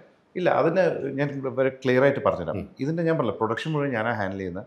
ഇപ്പോൾ കഴിഞ്ഞ ഓഗസ്റ്റ് ഒരു റിലീസ് പ്ലാൻ ചെയ്തിരുന്നു. ആ സമയത്ത് നമ്മൾ പ്രൊമോഷന് പോയിട്ട് നടക്കാത്തൊരു സാഹചര്യം ഉണ്ടായിരുന്നു. അതൊരു പക്ഷേ ആ സമയത്ത് പ്രകാശ് അറിഞ്ഞിട്ടില്ല ആ ഒരു കാര്യം. ആ വിഷയം പ്രകാശിന് അറിയില്ല. കുറച്ച് ഗ്യാപ്പ് വന്നു. അപ്പം അത് വേറൊരാളായിരുന്നു ഹാൻഡിൽ ചെയ്തത് പ്രകാശിനെ സംബന്ധിച്ച്. അപ്പം അതുകൊണ്ട് പ്രകാശ് കംപ്ലീറ്റ്ലി ഡിസ്കണക്റ്റഡ് ആയിരുന്നു. ഈ വാർത്തകളൊന്നും അറിയില്ല. അപ്പം പ്രകാശ് ഒരുപാട് മിസ്ഗൈഡ് ചെയ്യപ്പെട്ടിട്ടുണ്ട് എന്ന് പറയാം. പേരെടുത്ത് പറയുന്നില്ല. അദ്ദേഹത്തിന് നമ്മൾ ചുമതലപ്പെടുത്തിയ ഒരാളാണ്. എൻ്റെ അഭാവത്തിൽ അദ്ദേഹം ഇവരുമായിട്ടൊക്കെ വളരെ കമ്മ്യൂണിക്കേഷൻ കൂടുതലാവുകയും ഇവരെയൊക്കെ ഒരു പരിധിവരെ ഈ ഡൈവേർട്ട് ചെയ്തു. എന്താ എനിക്കറിയത്തില്ല. അതിനകത്ത് അദ്ദേഹം മാത്രം വിചാരിച്ചിട്ടുണ്ടെങ്കിൽ നടക്കത്തില്ല. അതാണ് ഞാൻ പറഞ്ഞ ഒരു നല്ലൊരു ഓർഗനൈസ്ഡ് ആയിട്ടുള്ളൊരു സംവിധാനമായിരുന്നു ഇത്. അപ്പോൾ അന്ന് ഇത് പോസ്റ്റ് ചെയ്തില്ല എന്ന് പറഞ്ഞാൽ എൻ്റെ പക്ഷമാണ്, മനസ്സിലായില്ലേ? അത് എനിക്ക് മാത്രമേ അറിയത്തുള്ളൂ, അല്ലെങ്കിൽ എൻ്റെ ടീമിനറിയാം. അത് എൻ്റെ മ്യൂസിക് ഡയറക്ടറാണെങ്കിലും എല്ലാവരും കോമൺ എല്ലാവരും പറയും എന്തുകൊണ്ട് പുള്ളിക്കാരി ഷെയർ ചെയ്യില്ല, ഫേസ്ബുക്കിൽ മാത്രം ഷെയർ ചെയ്യുന്നു. ഇതിൻ്റെ എല്ലാത്തിൻ്റെയും പുള്ളിക്കാരി പറഞ്ഞതിനെല്ലാം ആൻസേഴ്സ് ഇതിലുണ്ട്. അപ്പോൾ രണ്ടാമത് ഞാൻ വന്ന ഈ വിവാദം പറഞ്ഞാൽ പ്രകാശിനത് ന്യൂസാണ്. അങ്ങനെ സംഭവിച്ചിട്ടുണ്ടോ? അങ്ങനെയല്ല നമ്മൾ ചെയ്യേണ്ടത്. നമ്മൾ ഭയങ്കര മെച്ചുവേർഡ് ഒരു സ്റ്റാൻഡ് എടുത്ത് അതിന് ഞാൻ വളരെ വളരെ എന്താ പറയുന്നത്, നല്ല അഭിമാനത്തോടു കൂടി തന്നെയാണ് ഞാൻ പ്രകാശ് ആ പറഞ്ഞ സ്റ്റേറ്റ്മെൻറ്റ് കറക്റ്റാണ്. പ്രകാശിനെ ബാധിക്കുന്നതല്ല. ഇത് ഞാൻ വിളിച്ച് പറഞ്ഞിട്ട് എനിക്ക് റെസ്പോൺസ് കിട്ടാത്ത കാര്യമാണ് ഞാൻ പറഞ്ഞത്. അതും ഇൻസ്റ്റയിൽ പോസ്റ്റ് ചെയ്യാത്ത മാത്രമേ പറഞ്ഞുള്ളൂ. അന്ന് നമുക്ക് ഇങ്ങനെ ഒരു ചാനൽ ഇൻ്റർവ്യൂ ഒന്നും പ്ലാൻ ചെയ്തിട്ടില്ല. അപ്പോൾ എന്തൊരു വൈമുഖ്യമുണ്ടായിരുന്നു. എന്തിനാ അസോസിയേഷനിൽ എല്ലാവരും വിളിച്ച് ചോദിച്ചല്ലോ, അപ്പോഴൊരു കാരണം പറയാൻ പറ്റിയില്ലല്ലോ. അപ്പോൾ അതുകൊണ്ട് പ്രകാശിനെ അതിനകത്ത് നമുക്കൊന്നും പറയാൻ പറ്റത്തില്ല. ഇതിനകത്ത് ഈ ഇൻ്റർവ്യൂ കൊടുത്തതിന് ശേഷം ഞാനും ദീപുമായിട്ടൊക്കെ എനിക്ക് തോന്നുന്ന ഒരു 15-20 ദിവസത്തിനകത്ത് ശേഷമാണ് കാണുന്നത് അല്ലേ? ഇൻ്റർവ്യൂ ഫോണിൽ സംസാരിച്ചു, നേരിട്ട് കാണുന്നത്. നേരിട്ട് കണ്ടപ്പോൾ ഞാൻ ദീപുവിൻ്റെ ആദ്യം പറഞ്ഞു, ദീപു ഇത് എനിക്കാദ്യം ദീപു ഇങ്ങനെ ഒരു പരാമർശം കൊടുത്തപ്പോൾ ഇത് നിങ്ങൾ തമ്മിലുള്ളൊരു സാധാരണ അവതാരം എൻ്റെ ചോദിച്ചാൽ ഇത് സംവിധായകനും നിർമ്മാതാവായിട്ടുള്ള ഒത്തുകളിയാണോ അത്, അതായത് ഒരു മാർക്കറ്റിംഗ് തന്ത്രമാണോ, സ്ട്രാറ്റജി ആണെന്ന് ചോദിച്ചു. നമ്മൾ അങ്ങനെയൊന്നും അല്ല, അങ്ങനെ ഇതിനകത്ത് വന്നിട്ടില്ല. പക്ഷെ ഞാൻ തിരിച്ച് ദീപുവിൻ്റെ ഞാൻ വളരെ ഫ്രാങ്കായിട്ട് ദീപു, ഞാൻ വിചാരിച്ചത് ദീപുവും അനശ്വരയുമായിട്ട് ചേർന്ന് നാളെ ഇനി എനിക്ക് ഞാനിനി അടുത്ത ഈ റിലീസുമായിട്ട് പോകുമ്പോഴേ ഒരു കോൺഫ്ലിക്റ്റ് ഉണ്ടാവുമല്ലോ. ദീപു ഇങ്ങനെ ഒരു പരാമർശം പറയുന്നു, ആർട്ടിസ്റ്റ് നമ്മളുമായിട്ട് തെറ്റുന്നു, അപ്പോൾ അത് ഞാൻ അവരെ ഇൻവൈറ്റ് ചെയ്യുമ്പോൾ അവർ വരുന്നില്ല, ഈ കാരണങ്ങൾ പറയുന്നു, അങ്ങനെ എന്നെ ബാധിക്കുമെന്നാണ് ഞാൻ വിചാരിച്ചത്. അപ്പോൾ ദീപു അങ്ങനെയൊന്നും അല്ലാന്ന് പറഞ്ഞാൽ നമ്മളവിടെ വെച്ച് പറഞ്ഞത് ക്ലിയറാക്കി, സംസാരിച്ച് ക്ലിയറാക്കി. കാരണം എനിക്ക് അങ്ങനെയും തോന്നി, കാരണം പല വിധത്തിലുള്ള കാര്യങ്ങൾ നടക്കുന്നത് എങ്ങനെയാണ് ഇതിൻ്റെ ഒരു അന്തർധാര എന്ന് പറയാൻ പറ്റില്ലല്ലോ. പക്ഷേ എനിക്ക് തോന്നുന്നത് ഇത് അന്ന് ചർച്ച നടത്തിയപ്പോൾ അമ്മയിൽ വിളിച്ചാണ് നിങ്ങൾ ചർച്ച നടത്തുന്നത്. ദീപു ഉണ്ടായിരുന്നു, നിങ്ങളെല്ലാവരും ഉണ്ടായിരുന്നു, അനശ്വരുണ്ട്, അനശ്വര അമ്മ ഉണ്ടായിരുന്നു. ഞാനില്ലായിരുന്നു, ഞാൻ കക്ഷിയല്ല. നിങ്ങളില്ലായിരുന്നു, ദീപു ഫെഫ്റ്റിക്ക് ഉണ്ടായിരുന്നു, ഞാൻ കൊടുത്ത പരാതി അനശ്വര ഉണ്ടായിരുന്നു, അനശ്വര അമ്മ ഉണ്ടായിരുന്നു. വലിയ നീണ്ട ഒരു ചർച്ചയായിരുന്നു അവിടെ നടന്നത്. 2 മണിക്കൂർ. ആ ചർച്ചയ്ക്ക് ശേഷം ഇനി ഒന്നും ഉണ്ടാവില്ല എന്ന് അവിടുന്ന് തന്നെ ഉറപ്പ് വരുന്നു. ഇനി പ്രൊമോഷനായിട്ട് സഹായിക്കും എന്ന് ഉറപ്പ് നൽകി. അപ്പൊ അന്നൊരു ഡേറ്റ് ഫിക്സ് ചെയ്തിട്ടുണ്ടായിരുന്നു. ഇല്ല. റിലീസിന്റെ ഡേറ്റ് ഫിക്സ് ഇല്ല, ചെയ്തില്ല. റിലീസ് ഡേറ്റിന് 2-3 ഫാക്ടേഴ്സ് ഉണ്ട്. അതായത് നമ്മൾ ആ പ്രശ്നങ്ങളൊക്കെ കഴിഞ്ഞിട്ട് നമുക്കപ്പോൾ ഒരു ഡേറ്റിൽ, ഞാൻ അതാ പറഞ്ഞത്, ഒരു ഡേറ്റിന് ഒരു വിവാദം ഉണ്ടാക്കാൻ വേണ്ടി നമ്മൾ പറഞ്ഞൊരു പ്രസ്താവന അല്ലാതെ അത് വേറൊരു ഇഷ്യൂവിൻ്റെ ഇടയിൽ ഞാൻ ഇൻ്റർവ്യൂ കൊടുത്തിട്ട് ഒരു ബൈറ്റ് കയറി അങ്ങ് ഫ്ലെയർ അപ്പ് ആവുകയായിരുന്നു. അപ്പോൾ അതൊരു പ്ലാൻഡ് ആയിട്ടുള്ളൊരു സംഭവമല്ല. അപ്പോൾ അതിനുശേഷമാണ് നമ്മൾ ഡേറ്റ്സിലേക്കൊക്കെ വരുന്നത് തന്നെ, ഇപ്പോഴത്തെ ഈ ഡേറ്റിലേക്ക്. അതിനകത്തൊരു കാര്യമുണ്ട് ദീപു, ഈ അമ്മയുടെ മീറ്റിംഗുള്ള ദിവസം, നിങ്ങളെ മീറ്റിംഗുള്ള ദിവസം എനിക്കതിനകത്ത് കക്ഷി ചേരേണ്ട ആവശ്യമില്ല. ഞാൻ ഇല്ലായിരുന്നെങ്കിലും ഞാൻ അവിടെ വന്നു. അന്ന് കൊച്ചിയിൽ വന്നിട്ട് നിങ്ങളുടെ മീറ്റിംഗ് കഴിഞ്ഞിട്ട് ഞാൻ ദീപ്തിയെ വിളിച്ചിട്ട് പറഞ്ഞിരുന്നത് നിങ്ങളൊന്ന് എനിക്ക് നേരിട്ട് കാണണം, അനശ്വരം ഉണ്ടാവണം, കാണണം ആസ് എ പ്രൊഡ്യൂസർ. അപ്പോൾ അന്ന് അവർ അതിനോട് പോസിറ്റീവായിട്ട് റെസ്പോണ്ട് ചെയ്തു. അവർ പാലാരിവട്ടത്ത് ഇവിടെ ഒരു അരിപ്പ എന്ന് പറയുന്നൊരു റെസ്റ്റോറൻറ്റാണ് വന്ന് അവിടെ നമ്മൾ ഇരിക്കാനുള്ളൊരു സ്ഥലം. അപ്പോൾ അവിടെ വന്നിട്ട് സംസാരിച്ചു. ഞാൻ അത് വന്നത് തന്നെ എന്താണ് ഇവരെ ഒരു നമ്മൾ ഫോണിൽ കൂടെ സംസാരിക്കുമ്പോഴല്ലോ ആൾക്കാരുമായിട്ട് നേരിട്ട് ഇൻട്രാക്ട് ചെയ്തു. അങ്ങനെ ഞാൻ ഒരു അരമണിക്കൂറോളം സംസാരിച്ചു. അപ്പോൾ ആ ടോക്ക് കഴിഞ്ഞ് ഇറങ്ങി അവർ പിരിയുമ്പോൾ തന്നെ എനിക്ക് തോന്നി നമ്മൾ അവർക്ക് വേണ്ടിയിട്ട് ഒരു ഫേവർ, അവർ എന്നെ അതിൻ്റെ തലേദിവസമൊക്കെ ഒരുപാട് വിളിച്ച് പലരും ഭയങ്കരമായിട്ട് പ്രഷർ ചെയ്തു. നിങ്ങളതിനകത്ത് റെസ്പോണ്ട് ചെയ്യണം, അവർ കുട്ടിയുടെ ഭാവിയാണ്, അങ്ങനെയാണ്. അനശ്വര ഒരു വോയിസ് നോട്ട് ഇട്ടു, അനശ്വര അമ്മ എന്നെ നേരിട്ട് വിളിച്ചു. അപ്പോൾ ഞാൻ പറഞ്ഞത് വരട്ടെ, നമുക്ക് അടുത്ത ദിവസം പ്രതികരിക്കാം, നമുക്ക് ആൾക്കാരുണ്ടല്ലോ ആലോചിച്ചിട്ട്, പ്രൊഡ്യൂസേഴ്സ് അസോസിയേഷനിലൊക്കെ ആലോചിച്ചിട്ട് നമുക്ക് പ്രതികരിക്കാമെന്ന് പറഞ്ഞു. പിറ്റേ ദിവസം ഞാൻ അവരെ ഫേവർ ചെയ്തും പറഞ്ഞു. സംവിധായകനെ അടച്ചാക്ഷേപിച്ചിട്ടുണ്ട്. സംവിധായകൻ്റെ റൈറ്റ് സംവിധായകൻ പറഞ്ഞു. പുള്ളിയാണ് നമ്മൾ ബഹുമാനിക്കേണ്ട ആളാണ്. അവതാരം തന്നെ ചോദിച്ചു, മമ്മൂക്കയൊക്കെ വെച്ച് സിനിമ ചെയ്തിട്ടുള്ള ആളാണ്. അപ്പോൾ ഞാൻ പറയാതെ അപ്പം അതുകൊണ്ട് തന്നെ നമുക്ക് പുള്ളിയെ ബഹുമാനി സീനിയർ ഡയറക്ടറാണ്. പക്ഷേ അദ്ദേഹത്തിൻ്റെ അഭിപ്രായം അദ്ദേഹം പറഞ്ഞു, എൻ്റെ അഭിപ്രായം ഞാൻ പറയുന്നു, എൻ്റെ അറിവ് വെച്ചിട്ടുള്ള അഭിപ്രായം ഞാൻ പറയുന്നു. അങ്ങനെയാണ് ഞാനത് പറഞ്ഞ് അവസാനിപ്പിക്കുന്നത്. അത് അങ്ങനെ സംവിധാനം അത് ഇതിലാക്കി എടുക്കുന്നതാണ്. ആൾക്കാർക്ക് എപ്പോഴും തമ്മിൽ അടിക്കുന്നതല്ലേ ഇഷ്ടം. തമ്മിൽ സൗഹൃദമായിട്ട് ചിരിച്ചുകൊണ്ടിരുന്ന് കഴിഞ്ഞാൽ ആൾക്കാർക്ക് ഇഷ്ടപ്പെടുന്നില്ല. കരഞ്ഞുകൊണ്ടിരുന്ന് കഴിഞ്ഞാൽ അയ്യോ കഷ്ടമെന്ന് പറഞ്ഞിട്ട് മനസ്സ് സന്തോഷിക്കും. ഒരു മനുഷ്യൻ്റെ സ്വഭാവം അതാണ്. ഈ വയ്യാതെ കിടക്കുന്ന അസുഖം വന്ന ആൾക്കാരെ എന്തിനാണ് ആൾക്കാർ കാണാൻ പോകുന്നത്? അവർക്ക് സന്തോഷമാണ് അസുഖമായിട്ടുള്ള ആൾക്കാർ കണ്ടിട്ട് ഇറങ്ങി പോകുമ്പോൾ. എന്നിട്ടാണ് അയ്യോ ഒരുപാട് പ്രയാസമാണല്ലേ, ഇറങ്ങി പോകുമ്പോൾ സന്തോഷമാണ്, സുഖമില്ലാതായല്ലോ. അപ്പോൾ അതാണ് ഇന്നത്തെ ലോകം. അപ്പോൾ സന്തോഷമായിട്ട് അപ്പം ഞാനും തീയും തമ്മിലടിക്കട്ടെ എന്നുള്ള രീതിയിൽ അങ്ങനെ ആക്കി മാറ്റി. പ്രത്യക്ഷത്തിൽ അങ്ങനെ തോന്നും. അപ്പോൾ ഇതാണ് അതിൽ സംഭവിച്ചത്. പക്ഷേ എനിക്ക് അന്നത്തെ ദിവസം അവർ പിരിഞ്ഞ ആ സമയം, ആ മൊമെൻറ്റിൽ എനിക്ക് തോന്നി ഇതിനകത്ത് എന്തോ ഇത് നമ്മൾ അവർക്ക് വേണ്ടി അവർക്ക് പ്രതീക്ഷിച്ച ഉപരി ഒരു തിരിച്ചടി ഉണ്ടായി സോഷ്യൽ മീഡിയ വഴി. അപ്പോൾ അവർ അതിനെ എന്നെ ഉപയോഗിച്ചെന്നുള്ളതാണ്, മനസ്സിലായില്ലേ? അത് അവരെ ഒരു സ്ത്രീ പക്ഷത്ത് നമ്മൾ നിൽക്കണം, ഒരു കുട്ടിയുടെ കരിയറാണ് എന്നൊക്കെ പറയുമ്പോൾ മനസ്സിലായില്ലേ? അപ്പോൾ ആ രീതിക്ക് പറഞ്ഞ് അവരതിനെ അവതരിപ്പിച്ചപ്പോൾ നമ്മൾ അതിനകത്ത് പോസിറ്റീവ് റെസ്പോണ്ട് ചെയ്തു. പക്ഷെ അത് അങ്ങനെ അല്ലായിരുന്നു എന്ന് എനിക്ക് മനസ്സിലായി. അത് പറഞ്ഞിട്ട് കാര്യമില്ല. കാരണം എന്ന് പറഞ്ഞാൽ ഇതൊക്കെ ഒരു വലിയൊരു പ്ലേ ആണ്. സിനിമ പോലെ തന്നെ അതിനൊക്കെ അപ്പുറത്തെ പ്ലേ ആണ്. അതിൻ്റെ ബിഹിൻ ദ കർട്ടൻ്റെ ഫ്രണ്ടിലുള്ളതല്ലേ നമ്മൾ കാണുന്നത്. ബിഹിൻ ദ കർട്ടൻ ഒരുപാട് കാര്യങ്ങളുണ്ട്. അങ്ങനെയാണ് അതിൻ്റെ കാര്യങ്ങൾ അങ്ങനെ പോകുന്നത്. സിനിമയെക്കുറിച്ച് ഇപ്പം ഇന്ദ്രജിത്തിൻ്റെ കാര്യം പറഞ്ഞു, എടുത്തു പറയേണ്ട നല്ല പെർഫോമൻസാണ് ഇന്ദ്രജിത്തൊക്കെ ചെയ്യുന്നത്. ഇന്ദ്രജിത്തിൻ്റെയൊക്കെ പെർഫോമൻസ്, ഈവൻ അനശ്വരയുടെ പെർഫോമൻസ് വളരെ ആസ് എൻ ആർട്ടിസ്റ്റ് ഞാനിപ്പോഴും പറയണത്, ഞാനിപ്പോഴും ആ പടം കാണുമ്പോൾ ആ ഫ്രെയിമിൽ അനശ്വരയെ കാണുമ്പോൾ നമുക്ക് ഭയങ്കര ഞാൻ കട്ട് ചെയ്ത് പറയുന്നത് അനശ്വരയുടെ എല്ലാ ഫിലിമുകളും ഞാൻ കണ്ടിട്ടില്ല, കുറച്ച് പടങ്ങളെ കണ്ടില്ല. പക്ഷെ കണ്ടതിൽ വെച്ച് കമ്പാരിറ്റീവ്ലി അനശ്വര ഇതിനകത്ത് അങ്ങ് എന്താ പറയുന്നത്, അങ്ങ് ത്രൂ ഔട്ട് ഒരു വളരെ ഫ്രീ ആയിട്ട് അങ്ങ് പോയിരിക്കുകയാണ്. അതെ, മാത്രമല്ല ഞാൻ പറയുന്നത്, ഞാൻ വളരെ ആഗ്രഹിച്ചാണ് അനശ്വര ഇതിൽ കാസ്റ്റ് ചെയ്തത്. ഞാൻ അനശ്വരയുടെ എപ്പോഴും ഞാൻ വലിയൊരു അനശ്വര ഫാനാണ്. അനശ്വര വെച്ചൊരു പടം ചെയ്യണമെന്നുള്ള എൻ്റെ ആഗ്രഹമായിരുന്നു. അത് അവസാനം വരെ ഞാൻ അങ്ങനെ തന്നെ കൊണ്ടുപോയിട്ടുണ്ട്. എൻ്റെ ഭാഗത്തുനിന്ന് യാതൊരുവിധ മിസ്റ്റേക്കും ഇല്ലാന്ന് എനിക്ക് 100% ഉറപ്പുണ്ട്. ഇനി ഒരു കള്ള കേസുകളിലും കൊണ്ടുപോകുന്നല്ലോ എനിക്കറിയത്തില്ല, അല്ലെങ്കിൽ 100% ഞാൻ അവരങ്ങനെ തന്നെ ട്രീറ്റ് ചെയ്തിട്ടുണ്ട്, അവരുടെ കൂടെ നിന്നിട്ടുണ്ട്. പക്ഷേ ഈ ഒരു ചോദ്യത്തിന് എന്തുകൊണ്ട് പ്രൊമോട്ട് ചെയ്യില്ല എന്ന ചോദ്യത്തിന് ആ കുട്ടിയുടെ നിന്നോ എൻ്റെ മാനേജറിനോ എൻ്റെ അമ്മയുടെ നിന്നോ വ്യക്തമായ ഒരു ആൻസർ കിട്ടിയിട്ടില്ലായിരുന്നു അന്നും. അപ്പോൾ അതൊരു ഫ്രസ്ട്രേറ്റിംഗ് പോയിൻ്റാണ്. നമ്മളൊരു ഡയറക്ടർ നമ്മൾ എന്തെങ്കിലും തെറ്റ് ചെയ്താൽ കുഴപ്പമില്ല. ഇപ്പം ഞാൻ നിങ്ങൾക്ക് എന്തെങ്കിലും ഒരു തെറ്റ് ചെയ്തിട്ട് നിങ്ങൾ എന്നോട് അങ്ങനെ പ്രതിഷേധം കാണിച്ചാൽ എനിക്കത് മനസ്സിലാക്കാം. പക്ഷേ ഞാൻ നിങ്ങളെ വളരെ കെയർ ചെയ്ത് നമുക്ക് ഫീൽ ചെയ്യില്ലല്ലേ, നമ്മൾ ഇത്രയും ഇഷ്ടപ്പെട്ട ഒരു ആർട്ടിസ്റ്റിനെ വെച്ചിട്ട് പടം ചെയ്യുമ്പോൾ ആ ആർട്ടിസ്റ്റിനോട് വളരെ നന്നായി സഹകരിച്ച് അവർ നന്നായി പെർഫോമും ചെയ്തു. ഇപ്പോഴും ആ പടവും ട്രെയിലറും കാണുമ്പോൾ ഞാൻ ഈ എന്ത് നന്നായിട്ട് ആ കുട്ടി അഭിനയിക്കുന്നു. കാരണം നമ്മൾ അതിൻ്റെ പേഴ്സണൽ ലൈഫ് വിട്ടിട്ട് അതിൻ്റെ അതെന്ന് പറയുന്ന ആർട്ടിസ്റ്റിനെ ഭയങ്കരമായിട്ട് അഡ്മയർ ചെയ്ത് പോകുന്നു. സെയിം വിത്ത് ഇന്ദ്രജിത്ത്. അപ്പോൾ അതുകൊണ്ട് ഞാൻ പറഞ്ഞില്ല, ഇത് എനിക്കിത് ഈ തരം സിറ്റുവേഷൻ പോലും ഒരു ലൈഫിൽ ഉണ്ടാവരുതെന്ന് ഞാൻ പ്രതീക്ഷിച്ചു. ഇങ്ങനെ പോലെ ഒരു സീനിയറായ ആൾ നമുക്കൊന്ന് ഇങ്ങനെ വന്നിരുന്ന് സിനിമയ്ക്ക് വേണ്ടി ഇങ്ങനെ യാചിക്കുന്ന നിലയിലേക്ക് പോണ ആദ്യ സംഭവമാണ്. അതെ. അപ്പോൾ അത് ആർട്ടിസ്റ്റുകൾ കൂടുന്നില്ല. അല്ല, നമ്മൾ ഇതിപ്പം നമ്മൾ മറസൈഡ് പറഞ്ഞു ആർട്ടിസ്റ്റുകളെ പറയുമ്പോൾ ഇപ്പം നമ്മൾ ശരിക്കും അനശ്വരയുടെ പെർഫോമൻസ് എന്ന് പറഞ്ഞാൽ നമ്മളിപ്പോൾ ടാലൻ്റായിട്ട് ഇൻബോൺ ടാലൻ്റായിട്ട് വന്ന കുറേ ആൾക്കാരുണ്ട്. അവരെയൊക്കെ ഒരു തുടക്കത്തിൽ അവർ ചെയ്ത ചില കഥാപാത്രങ്ങളുണ്ട്. അതായത് മീര ജാസ്മിൻ, മഞ്ജു വാര്യർ, അതിൻ്റെ ഒരു മിന്നലാട്ടം ഇവിടെ കണ്ടിട്ടുണ്ട് എന്ന് പറയാം. ആ ഒരു രീതിയിൽ അങ്ങ് ഈ സിനിമ കാണുമ്പോൾ അത് മനസ്സിലാവും. മലയാളത്തിൽ ഇപ്പോൾ ഉള്ളതിൽ one of the finest artist in Malayalam cinema Anaswara രാജനാണ് ആസ് എ പെർഫോമർ. കാരണം ഞാൻ ആസ് എ ഡയറക്ടർ ഞാൻ പറയുന്നത് നമ്മൾ സ്ക്രിപ്റ്റ് കൊണ്ട് ഇങ്ങനെ കാണിച്ചത് ഇതെന്ന് പറഞ്ഞു കഴിഞ്ഞാൽ ആ കുട്ടിയുടെ മുഖത്തുനിന്ന് മിന്നിമായിന്ന് നമ്മൾ ഞാൻ ഒരിക്കൽ പുറത്തുനിന്ന് പറഞ്ഞ് ശരിക്കും പറഞ്ഞാൽ ഞാൻ കണ്ട് ഞെട്ടിയിട്ടുള്ളത് മഞ്ജു വാര്യരെയാണ്. അത് കഴിഞ്ഞാൽ നമ്മൾ കണ്ട് ഞെട്ടുന്ന ഒരു ആക്ട്രസ്സാണ് പുള്ളിക്കാരി. ഞാൻ ഇപ്പോഴും പറയുന്നു കേട്ടോ, she's A phenomenal performer, phenomenal actress. പിന്നെ ഈ പുള്ളിക്കാരുടെ ക്യൂട്ട്നെസ്, ഭയങ്കര ക്യൂട്ടാണ് പുള്ളിക്കാരി ക്യാമറയിൽ കാണാനും ഇതൊക്കെ. അപ്പോൾ അതൊക്കെ കൊണ്ട് തന്നെ ആ ഒരു സൈഡ് നമുക്ക് ഒരിക്കലും മാറ്റി വയ്ക്കാൻ പറ്റില്ല. നിങ്ങൾ രണ്ടും ഒരേ സ്വരത്തിലാണ് പറയുന്നത്. അതെ, തീർച്ചയായും. ഇതൊരു നിഷ്കളങ്കമായ ഒരു കഥാപാത്രമാണ്. ആ നിഷ്കളങ്കത മാക്സിമം അമേസിങ് ജോബാണ്, പറയാതിരിക്കാൻ വയ്യ. കാരണം നമ്മൾ ആ ക്യാമറയിൽ ഞാൻ പറഞ്ഞില്ല, നമ്മൾ കണ്ണെടുക്കാതെ ആ പുള്ളിക്കാരി നമ്മൾ നോക്കിയിരുന്നു പോകും. എല്ലാ പെർഫോമൻസും മീറ്ററിൽ പോലും ഒരു ഇമോഷൻ്റെ മീറ്ററിൽ പോലും 19-20 വയസ്സുള്ള കൊച്ചാണ്.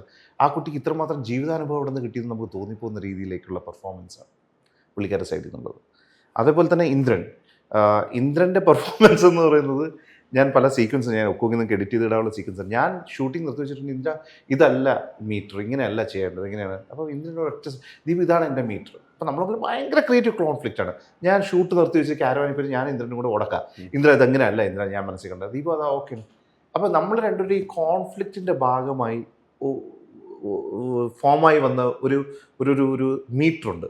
ആ മീറ്റർ ആ പടത്തിൽ ഗംഭീരമായി വർക്കൗട്ട്. ഞാൻ പറയുമ്പോൾ ഇതൊരു എക്സെപ്ഷണലി ബിഗർ മൂവി എന്നൊന്നും ഞാൻ പറയുന്നത്, നമ്മളൊരു വളരെ ഹംബിൾ അറ്റംപ്റ്റാണ് ഈ സിനിമ. ഞാനിത് ശ്രമിച്ചത് എന്താണെന്ന് വെച്ച് കഴിഞ്ഞാൽ, ഇങ്ങനെയുള്ള ചെറിയ ചെറിയ സിനിമകൾ മാത്രമേ ഇപ്പം മലയാളത്തിന് അഫോർഡ് ചെയ്യാൻ പറ്റത്തുള്ളൂ. അപ്പോൾ ഇങ്ങനെ ചെറിയ ചെറിയ സിനിമകൾ വിജയിച്ചു കഴിഞ്ഞാൽ ചെറിയ ചെറിയ ആർട്ടിസ്റ്റുകൾ, ചെറിയ ചെറിയ ടെക്നീഷ്യൻസ്, പ്രൊഡ്യൂസേഴ്സ് അധികം മുടക്കുമുതലില്ലാതെ, ഇപ്പോൾ പ്രകാശിൻ്റെ ഒരു മെയിൻ ഇൻഡസ്ട്രി അല്ലേ ഇത്, ഒരു കിട്ടിയ പൈസയിൽ ഒരു നല്ല ശതമാനം അദ്ദേഹത്തിൻ്റെ എന്താ പറയുക സേവിങ്സിൽ ഒരു ശതമാനമായിട്ട് ഒരു സിനിമ ചെയ്യാൻ പറ്റിയാൽ അതിനുള്ളൊരു ബഡ്ജറ്റ്, അതൊക്കെ വിജയിച്ചു കഴിഞ്ഞാൽ തിയേറ്ററിൽ ഇനി ഇൻഡസ്ട്രിയിലേക്ക് ആൾ വരുള്ളൂ. അവിടെ ഇപ്പം ഞാൻ കിടന്ന് ബഹളം വെച്ചിട്ടോ ആർട്ടിസ്റ്റ് കിടന്ന് ബഹളം വെച്ചിട്ടോ ഒരു കാര്യമില്ല. വിജയവും പരാജയവും ഒക്കെ ഇതിൻ്റെ ഭാഗമാണ്. പക്ഷേ നമ്മളൊരു സിനിമയെ ഒരിക്കലും ഇഗ്നോർ ചെയ്യരുത്. ഈ ദീപു പറഞ്ഞപ്പോഴാണ് ഞാൻ ഓർത്തത്, ഈ ദീപുവിനോട് ഞാൻ ചോദിച്ചൊരു ചോദ്യമുണ്ട്. ഇന്ദ്രജിത്തിൻ്റെ കാര്യം പറഞ്ഞു, ഇവർ തമ്മിലിങ്ങനെ ഇപ്പോഴാണ് ഞാൻ ശരിക്കും അറിയുന്നത് ഇവർ തമ്മിൽ ഇങ്ങനെ ആയിരുന്നു. അതിൽ ഇന്ദ്രജിത്ത് എന്നൊരു നടൻ എനിക്ക് ഈ സിനിമ കാണുമ്പോൾ ആരും പ്രതീക്ഷിക്കാത്തൊരു സംഭവമാണ്. ഒരു കംപ്ലീറ്റ് ആക്ടർ എങ്ങനെ ആയിരിക്കണം എന്നുള്ള ഇന്ദ്രജിത്ത് പ്രൂവ് ചെയ്തൊരു സിനിമയാണിത്. അപ്പോൾ ഈ കൊച്ചു സിനിമയിലാണോ ഇത്ര സാധ്യതകളുള്ളതെന്ന് ചോദിച്ചാൽ അതിലെ ഒരു സീൻ കണ്ടിട്ട് ഞാൻ ദീപുവിൻ്റെ ചോദിച്ചു, ദീപു പറഞ്ഞ് ഇന്ദ്രൻ ചെയ്തതാണോ അതെ ഇന്ദ്രൻ സ്വയമേ ചെയ്തതാണോ? അപ്പോൾ ദീപു പറഞ്ഞു അത് ഞാൻ പറഞ്ഞ് ചെയ്തതല്ല, അത് പുള്ളി അങ്ങ് നാച്ചുറൽ. അതായത് അദ്ദേഹം ഒരു സ്ട്രേഞ്ചറെ ആണ് കൊണ്ടുവിടുന്നത്, ഡ്രോപ്പ് ചെയ്യുന്ന ആ മണിക്കൂറിനകത്ത് ദീപു പറഞ്ഞ പോലെ അവിടെ പ്രണയമോ അങ്ങനെയുള്ള കാര്യങ്ങളൊന്നും ഇല്ലെങ്കിലും എന്തോ ഒരു ഭാരം അയാൾക്ക് ഫീൽ ചെയ്യും. ഈ ആളിനെ കൊണ്ടിറക്കിയിട്ട് പോകുമ്പോൾ അയാൾ വീണ്ടും അത് ഇങ്ങനെ വരുന്ന സമയത്ത് അയാൾക്ക് വീണ്ടും തിരിച്ചു വരണം. പക്ഷേ അയാൾക്ക് ആരുമല്ല അവരെ, അപ്പോൾ അവർ തിരിച്ചു വരേണ്ട കാര്യമില്ല. അങ്ങനെ വന്നിട്ട് അയാൾ വീണ്ടും കൊണ്ട് ഡ്രോപ്പ് ചെയ്തിട്ട് നോക്കുമ്പോൾ ഈ ആളെ കാണാനില്ല. സ്വാഭാവികമായിട്ട് അവിടെ ഒരു ഫീലുണ്ടെങ്കിൽ ആ ഫീല് ഒരു ഹൃദയമെടുപ്പായിട്ട് മാറും, ഒരു ചങ്കിടിപ്പിലോട്ട് കയറും. ഒരാൾക്ക് ഫീൽ ചെയ്യണമെങ്കിൽ അതിപ്പോൾ 2 വർഷം എടുക്കണമെന്നില്ല, ഒരു 10 നിമിഷമോ അല്ലെങ്കിൽ 10 മിനിറ്റ് ആയാലും മതി. ദീപ് നേരത്തെ പറഞ്ഞ പോലെ പല രീതിയിലുണ്ട് ഈ കാര്യങ്ങളൊക്കെ, ഒരു പ്രണയം ഫീൽ ചെയ്യുന്നു. അപ്പോൾ ആ ചങ്കിടിപ്പ് ഫീൽ ചെയ്യുമ്പോൾ നമ്മളെ നടന്മാരൊക്കെ കുരുവൻ ചുളിച്ച്, നെറ്റി ചുളിച്ച്, അല്ലെങ്കിൽ കണ്ണുകൊണ്ട്, അല്ലെങ്കിൽ കവിള് കൊണ്ട്, കൈ കൊണ്ട് പല രീതിയിൽ ആക്ട് ചെയ്യുന്നുണ്ടായിരുന്നു. പക്ഷേ ഈ ഒരു ആക്ടിങ് ബോഡി ലാംഗ്വേജ് സ്പ്രെഡ് ചെയ്യുന്നത് ഞാൻ കണ്ടത് ആ സീനിലാണ്. അതായത് ഇന്ദ്രജിത്ത് ഇറങ്ങുമ്പോൾ ആ ഉള്ളിലുള്ള ചങ്കിടിപ്പ് ഇന്ദ്രജിത്ത് നടക്കുന്നതിലോട്ട് വരെയാണ്. അതായത് ഇന്ദ്രജിത്ത് ആ സീനിൽ നടക്കുകയല്ല, ഓടയല്ല, ആ ചെയ്തയ്ക്കുന്ന ഒരു സീനെ ഒരു കംപ്ലീറ്റ് ആക്ടർ, അതായത് അദ്ദേഹത്തിൻ്റെ ബോഡി ലാംഗ്വേജിൽ പോലും അദ്ദേഹത്തിൻ്റെ ആ കഥാപാത്രത്തിൻ്റെ വികാരം ഉൾക്കൊണ്ട് ഇങ്ങനെ ചെയ്യുന്നത് എനിക്കറിയത്തില്ല, ചിലപ്പോൾ പുള്ളി പോലും അറിഞ്ഞു കാണത്തില്ല. പക്ഷെ അത് ഞാൻ ദീപുവിൻ്റെ എടുത്ത് ചോദിച്ചു. ദീപു ഈ സീൻ, അതായത് ഇറങ്ങിയിട്ട് പുള്ളി നമ്മളൊരു ഒരു ധൃതി വരുമ്പോൾ കൈ ഒന്ന് എടുത്ത് കയറ്റിയിട്ട് പുള്ളി നടക്കുന്ന ഒരു സീനുണ്ട്. അത് നടക്കുകയല്ല, ഓടെയല്ല. ഞാൻ ദീപുവിൻ്റെ ചോദിച്ചത് എങ്ങനെ അത് ദീപു പറയാൻ അങ്ങനെ ആയിരിക്കണം ആ സീൻ എന്ന് പറഞ്ഞാണെന്ന് പറഞ്ഞു. അല്ലാന്ന് പറഞ്ഞു. അപ്പോൾ അതിൽ നിന്നൊക്കെയാണ് നമ്മൾ ഇന്ദ്രജിത്തിനെയൊക്കെ ആരും അത്രയും പ്രൈസ് ചെയ്യുന്നൊരു ആക്ടറാണ്. ഒരു രക്ഷയില്ല. എൻ്റെ ഒരു ഷൂട്ടിംഗ് നല്ല സിനിമാ കൾച്ചറായിരുന്നു കേട്ടോ. എന്ന് വെച്ച് കഴിഞ്ഞാൽ നമ്മൾ ആരും വലിയവരായിരുന്നില്ല ഈ ലൊക്കേഷനിൽ, നമ്മളെല്ലാവരും കൂടെ ഒരുമിച്ച് നിന്ന് ഉണ്ടാക്കിയൊരു സിനിമയാണ്. ഞാൻ അതാ പറയുന്നത്. പിന്നെ ഇതിനകത്ത് ഞാൻ ഈ ലൊക്കേഷൻ അറേഞ്ച് കൊടുത്തപ്പോൾ ഞാൻ എൻ്റെ ഒരു സുഹൃത്താണ്, അപ്പോൾ ദീപു എന്നെ വിളിച്ചത് പ്രകാശ് വർണ്ണം ലൊക്കേഷനിൽ. അപ്പോൾ എനിക്ക് ഞാൻ പനി പിടിച്ച് കിടക്കുകയാണ്.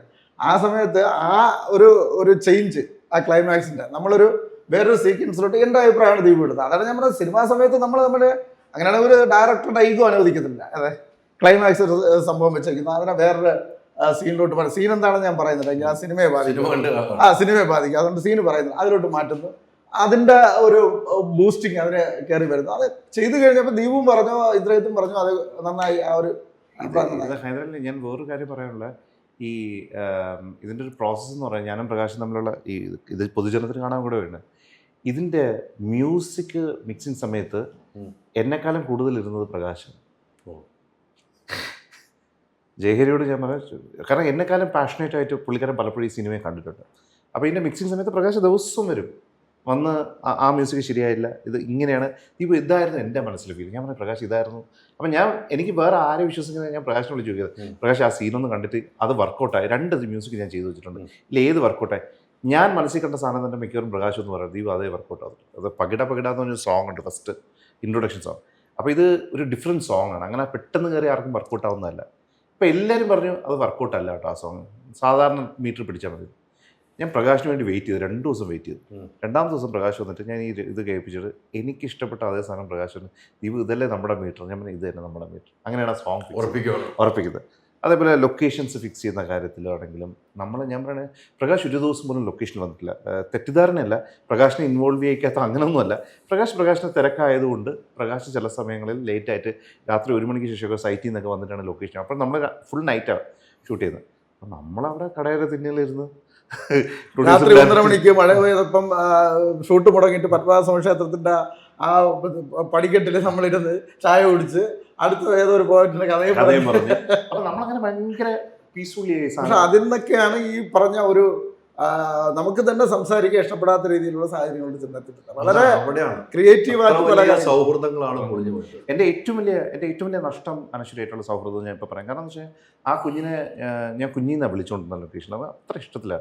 ഒരിക്കൽ പോലും ഒരു ദുർമുഖം ആ കുട്ടി ഷൂട്ടിംഗ് സമയത്ത് കാണിച്ചിട്ട് എത്ര രാത്രി എത്ര വയ്യാതിരുന്നിട്ട് എനിക്കറിയാവുന്നുള്ളൊരു സിറ്റുവേഷൻ. അത് ഒരു പക്ഷേ പ്രകാശിന് വയ്യാതിരുന്ന സിറ്റുവേഷൻ. അത് പിന്നീട് അനുസരിച്ച് അമ്മ പറഞ്ഞു, വളരെ ഇമോഷണൽ ആയിട്ടൊക്കെ പറഞ്ഞു. ഞാൻ പറഞ്ഞതിൽ 100%. അതൊക്കെ ഞാൻ പറഞ്ഞില്ലെങ്കിൽ ഞാനൊരു മനുഷ്യനല്ല. എൻ്റെ ഒരു വലിയ ഭയങ്കര ക്രൈസിസ് ആയിരുന്നു.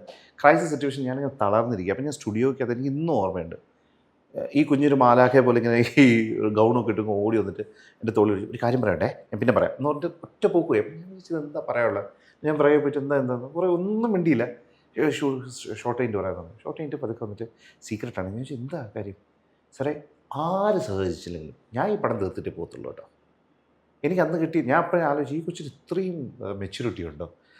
എനിക്കന്ന് കിട്ടിയ കോൺഫിഡൻസ് ഭയങ്കരമായിരുന്നു. അല്ല വേറെ ഇഷ്യൂസിൻ്റെ നടക്കുന്നതിൻ്റെ ഇടയിലാണ് ഈ കുട്ടി വന്ന് ഇത് പറയുന്നത്.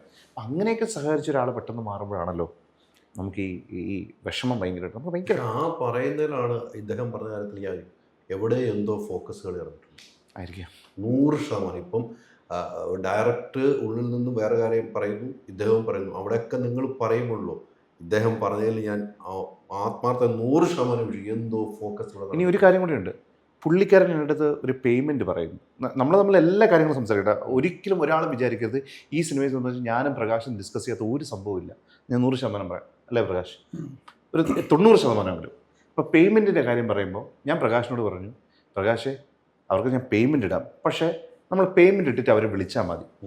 അവർ വണ്ടിയിൽ നിന്ന് ഇറങ്ങുന്നത് അല്ലേ, ഞാൻ പ്രകാശിനോട് പറഞ്ഞു പേയ്മെൻറ്റ് ഇട്ടിട്ട് വണ്ടിയിൽ നിന്ന് ഇറക്കിയാൽ മതി. ഇത് ഞാനും പ്രകാശം കമ്മ്യൂണിക്കേറ്റ് ചെയ്തിട്ടാണ് ഞാൻ അവരോട് പറയുന്നത്, നിങ്ങൾ പേയ്മെൻറ്റ് ഇട്ടിട്ട് വണ്ടിയിൽ നിന്ന് ഇറങ്ങിയാൽ മതി, പ്രൊഡ്യൂസർ ഇതാന്ന് പറഞ്ഞിട്ടുണ്ട്. പക്ഷെ വാർത്ത വന്നപ്പോൾ എന്ത് പറഞ്ഞു, ദീപു പറഞ്ഞു പ്രൊഡ്യൂസർ പൈസ ഇട്ടിട്ട് നിങ്ങൾ വണ്ടിയിൽ നിന്ന് ഇറങ്ങിയാൽ മതി. അതല്ല സത്യം. അതുപോലും നമ്മൾ കാരണം ഇത് മനസ്സിലാക്കണം, നമ്മളൊരു ലോങ് പ്രോസസ്സിലാണ് ഇതെല്ലാം നടക്കുന്നത്. ഇവരെയൊക്കെ ഇതിൻ്റെ പ്രഥമ ദൃഷ്ടിയെ മാത്രമേ കാണുന്നുള്ളൂ. ഞാൻ നേരത്തെ പറഞ്ഞല്ലേ, അവസാനം സംവിധായകനും പ്രൊഡ്യൂസറിനും മാത്രമാണ് ഇത് വലുത്. നിങ്ങൾ അവിടെ ഒരാളെ ഏൽപ്പിച്ച ആള് അല്ല, അത് ഈ രണ്ടാമത്തെ സിനിമയിൽ അത് അങ്ങനെ പുള്ളി അവിടുത്തെ ഡേ ടു ഡേ ഇഷ്യൂസിലൊന്നും ഇല്ലായിരുന്നു. ആദ്യത്തെ പടത്തിലാണ് ഉണ്ടായിരുന്നത്. ഇവിടെ അല്ല. ഇവിടെയല്ല. പക്ഷെ രണ്ടാമത്തെ പടത്തിലെ ഇടയ്ക്ക് ഇൻവെസ്റ്റ്മെന്റ് ഇല്ലാത്തൊരു ഇൻവെസ്റ്റ്മെന്റ് ഉണ്ട് ലോകത്ത്. നുണ. അതായത് നമ്മൾ 3 കോടി 5 കോടി മുടക്കിനെടുത്തൊരു നുണ വെച്ചാൽ ഈക്വലായി, ചിലപ്പോൾ അതിന് മുകളിലായി. അതൊരു ഫാക്ടറാണ്. നമ്മളിത് പറയുമ്പോഴേ വേറൊരു നമ്മൾ കോൺസ്പിറസി തിയറി പോലെ അതൊന്നും വലിയ സംഭവം അല്ല, ഇത് പറഞ്ഞത് ഇതൊരു ഒക്കേഷനിൽ പറഞ്ഞു പോയതാണ്. ഇങ്ങനെ ഒരു പരാമർശം വന്നപ്പോൾ അത് അവരെ ഇൻവെസ്റ്റ്മെന്റ് എന്താണെന്ന് ഞാൻ ആലോചിച്ചപ്പോൾ നുണയാണ്. പക്ഷേ ഒരു കാര്യം പറയട്ടെ, നമ്മൾ ഈ ഇൻ്റർവ്യൂവിൽ എനിക്കറിയില്ല പ്രകാശ് ഇങ്ങനെ ഫീൽ, ഞാൻ ഇൻ്റർവ്യൂവിലൊന്ന് സംസാരിക്കുമ്പോൾ ഒരു ഭയങ്കരമായിട്ട് പെയിൻ പെയ്തൊഴിഞ്ഞതുപോലെ എനിക്ക് ഫീൽ ചെയ്യുന്നുണ്ട് കേട്ടോ. താങ്ക്സ് ഹൈദരലി. ബിക്കോസ് നമ്മൾ എത്ര നാൾ മനസ്സിൽ വെച്ചിരുന്ന സാധനങ്ങൾ നമ്മൾ രണ്ടുപേരും ഒരേ ഒരു ഫോറത്തിൽ വന്ന് നമ്മൾ ഓപ്പൺ അപ്പ് ചെയ്യുമ്പോൾ ഉണ്ടാകുന്ന ഒരു സുഖമുണ്ടല്ലോ, ഒരു സാന്ത്വനം എന്നൊക്കെ തോന്നുന്നു, അത് തോന്നാറുണ്ട്. നമുക്ക് അല്ലാതെ നമ്മുടെ ലൈഫിനെ ബാധിക്കുന്നില്ല, എൻ്റെ ലൈഫിനെ ബാധിക്കുന്നില്ല, നമ്മുടെ ഫ്യൂച്ചർ പ്രോജക്ട്സിനെ ബാധിക്കുന്നില്ല, ഒന്നുമില്ല. പക്ഷേ ഇത് നമ്മുടെ ബേബിയാണ്. അതാണ് ഞാൻ പ്രകാശൻ അടുത്ത പടങ്ങൾ ഞാനല്ല ഷാജിയേട്ടനായിട്ട് പടം പ്ലാൻ ചെയ്യുന്നുണ്ട്. പുള്ളിക്കാരൻ ഇഷ്ടംപോലെ പ്രോജക്ട്സ് പ്ലാൻ ചെയ്യുന്നുണ്ട്. പുള്ളിക്കാരൻ്റെ അടുത്ത് എപ്പോഴും പറയുന്നൊരു വാക്കുണ്ട്, ദീപു നാളെ രാജമൗലി വന്നിട്ട് 1000 രൂപയുടെ 1000 കോടിയുടെ പ്രോജക്റ്റ് എന്ന് പറഞ്ഞാൽ ഞാൻ തയ്യാറാണെന്നേ പറയുള്ളൂ. അതാണ് എനിക്ക് സിനിമയോടുള്ള പാഷൻ. ആ പുള്ളിക്കാരനെ സംബന്ധിച്ചിടത്തോളം പൈസയാണ്. പക്ഷെ എന്തായാലും പുള്ളിക്കാരൻ ഇനിയും പുള്ളിക്കാരൻ്റെ സിനിമ പരാജയപ്പെട്ടു പോയെന്ന് പറഞ്ഞ് അങ്ങനെ പിന്മാറാണ് ഒന്ന് പരീക്ഷിച്ച് നോക്കാൻ വേണ്ടി വന്നതല്ല. എനിക്കും അതിനകത്ത് താല്പര്യങ്ങളുണ്ട്. അത് സിനിമയിൽ എന്തെങ്കിലുമൊക്കെ തുടക്കം പോലെ സഹകരിക്കണമെന്നുണ്ട്. എന്നാൽ ആരെങ്കിലും കയറി ഡോമിനേറ്റ് ചെയ്യണമെന്നില്ല, ഒരു ഡയറക്ടറെ കയറി ഡോമിനേറ്റ് ചെയ്യണമെന്ന് അങ്ങനെയുള്ള താല്പര്യമൊന്നുമില്ല. നമുക്കുള്ള കോൺട്രിബ്യൂഷൻ അത് പറഞ്ഞാൽ അവരെ അംഗീകരിക്കട്ടെ, അല്ലെങ്കിൽ തിരിച്ച് കൺവിൻസ് ചെയ്താൽ നമ്മൾ ഓക്കെ തിരിച്ച് കൺവിൻസ് ചെയ്ത് തരാം. രണ്ടാമത്തെ പടത്തിൽ ഇപ്പോൾ അടുത്ത പടത്തിനിടയിൽ എൻ്റെ പ്രകാശൻ്റെ അടുത്ത് പറഞ്ഞു, ദീപ് കഴിഞ്ഞ പടത്തിൽ എനിക്ക് ഇൻവോൾവ്മെൻറ്റ് ഉണ്ടായിരുന്നില്ല, എൻ്റെ കാരണങ്ങളുണ്ടായിരുന്നു, പുള്ളിക്കാരൻ ബിസിയായിരുന്നു, അതുകൊണ്ട് ഇനിയുള്ള സിനിമയിൽ എനിക്കെല്ലാം അറിയണം എന്ന് പറഞ്ഞു. ഞാൻ പറഞ്ഞു എല്ലാം ഞാൻ പറഞ്ഞുതരാം, എന്താണെന്ന് വെച്ചാൽ നിങ്ങൾ ഫിക്സ് ചെയ്തതിന് ശേഷം നമുക്ക് മുന്നോട്ട് ഷൂട്ടിന് പോകാം എന്ന് പറഞ്ഞാൽ നമ്മൾ അതാണ് ഞാൻ പറഞ്ഞത്. പുള്ളിക്കാരനെ ഏത് അവസ്ഥ വരെ നമുക്ക് പുള്ളിക്കാരൻ ഇൻവോൾവ് ആവണം, ആ സമയത്തെല്ലാം നമ്മൾ ഓപ്പണാണ്, മനസ്സിലല്ലേ. പക്ഷേ ഈ പറയും പോലെ പല സാഹചര്യങ്ങളാണ് ഇതിനെല്ലാം ബാധിക്കപ്പെടുന്നത്. ഈ പറയുമ്പോൾ വെറുതെ അനാവശ്യമല്ലേ നമ്മളിപ്പോൾ ഈ ഒരു ചർച്ച നമ്മൾ സിനിമയെക്കുറിച്ച് അതുകൊണ്ടാണ് നമ്മൾ സിനിമയിലോട്ട് വന്നത്. അവിടെ നിന്ന് അവതാരം നമ്മൾ വലിച്ചങ്ങോട്ട് കൊണ്ടുപോയപ്പോൾ ഞാൻ പിടിച്ചിങ്ങോട്ട് കൊണ്ടുവന്ന അങ്ങനെയാണ്. അല്ല, ഞാൻ എന്നെ സംബന്ധിച്ചോളം ഈ കാര്യങ്ങൾ അറിയാവുന്ന വ്യക്തിയാണ്. അത് താങ്കള് വാർത്ത ചെയ്താണ്. താങ്കൾ രണ്ടും ഒരേ പുറത്തിൽ വന്ന് എൻ്റെ അടുത്ത് ഇരിക്കുമ്പോൾ എനിക്ക് കുറച്ച് കാര്യങ്ങൾ ചോദിക്കണം. പക്ഷെ എനിക്ക് തോന്നുന്നു നിങ്ങൾ സത്യസന്ധമായിട്ട് കാര്യങ്ങൾ പറഞ്ഞു പോകുന്നുണ്ട്. ഇവിടെ ഞാൻ ഇപ്പോഴും താങ്കളാ പറഞ്ഞ പോയിന്റിൽ തന്നെ നിൽക്കണം. ഇവിടെ എന്തോ എവിടെയോ സംഭവിച്ചിട്ടുണ്ട്. അതെന്താണെന്ന് നിങ്ങൾക്ക് അറിയാവോ? എനിക്കൊരിക്കലും അറിയില്ല. പക്ഷെ അത് സമൂഹത്തിന് മുമ്പിൽ എന്തെങ്കിലും നിങ്ങൾ പറയേണ്ടതുമാണ്. നിങ്ങൾ പറഞ്ഞൊരു വാക്ക്, ഈ സിനിമ വരെ ഞാൻ ഉണ്ടോ എന്നറിയില്ല, അതിനുശേഷം ഞാൻ പറയാം, അത് നിങ്ങൾ പറഞ്ഞേ പറ്റൂ. ആ പറയുന്നതായിരിക്കും എപ്പോഴും ഉചിതം. അത് നിങ്ങൾക്ക് രണ്ടുപേർക്കും എപ്പോഴും അത് നല്ലതായിരിക്കും. ആരോ എന്തോ അത് സത്യസന്ധമായ കാര്യമാണ്. പക്ഷെ നിങ്ങൾ രണ്ടുപേരും ഒരേപോലെ അനുശ്വരയുടെ കാര്യം പറയുമ്പോൾ നമുക്ക് തന്നെ അത്ഭുതം തോന്നുകയാണ്. അതൊരു ആക്ടറാണ് എന്ന് നമ്മളെല്ലാം അംഗീകരിച്ചാണ്, മലയാളി പ്രേക്ഷകരെല്ലാം അംഗീകരിച്ചാണ്, ഗംഭീര ആക്ടറാണ്. പക്ഷെ അത് നിങ്ങൾ അതേപടി തന്നെ വീണ്ടും പറയുന്നു. പക്ഷെ അവിടെ ഒന്നും നിങ്ങൾക്ക് ഒരു ഈഗോ ഇല്ല, ഒന്നും രണ്ടുപേർക്കും ഇല്ല. പക്ഷെ എന്തോ എവിടെ സംഭവിച്ചു. ഞാൻ പറയില്ല, ചില ജീവിതത്തിൽ ചില സാധനങ്ങൾ ചെറിയ മിസ്അണ്ടർസ്റ്റാൻഡിങ്ങിലായിരിക്കും ഉണ്ടാവുന്നത്, ചില പാഴ്വാക്കുകളിലായിരിക്കും സംഭവിക്കുന്നത്. അങ്ങനെ എന്തോ സംഭവിച്ചു പോയ ഒരു സംഭവമായിട്ട് മാത്രമാണ് ഞാനിതിനെ കാണുന്നത്. ഇപ്പം ഞാൻ പറയണത് ഇങ്ങനൊരു ഇഷ്യൂ ഉണ്ടായിട്ട് എനിക്കും ചാനലിൽ വരാതിരുന്നൂടെ? അങ്ങനെ ഒരു ഡയറക്ടറിന് പറ്റുമോ?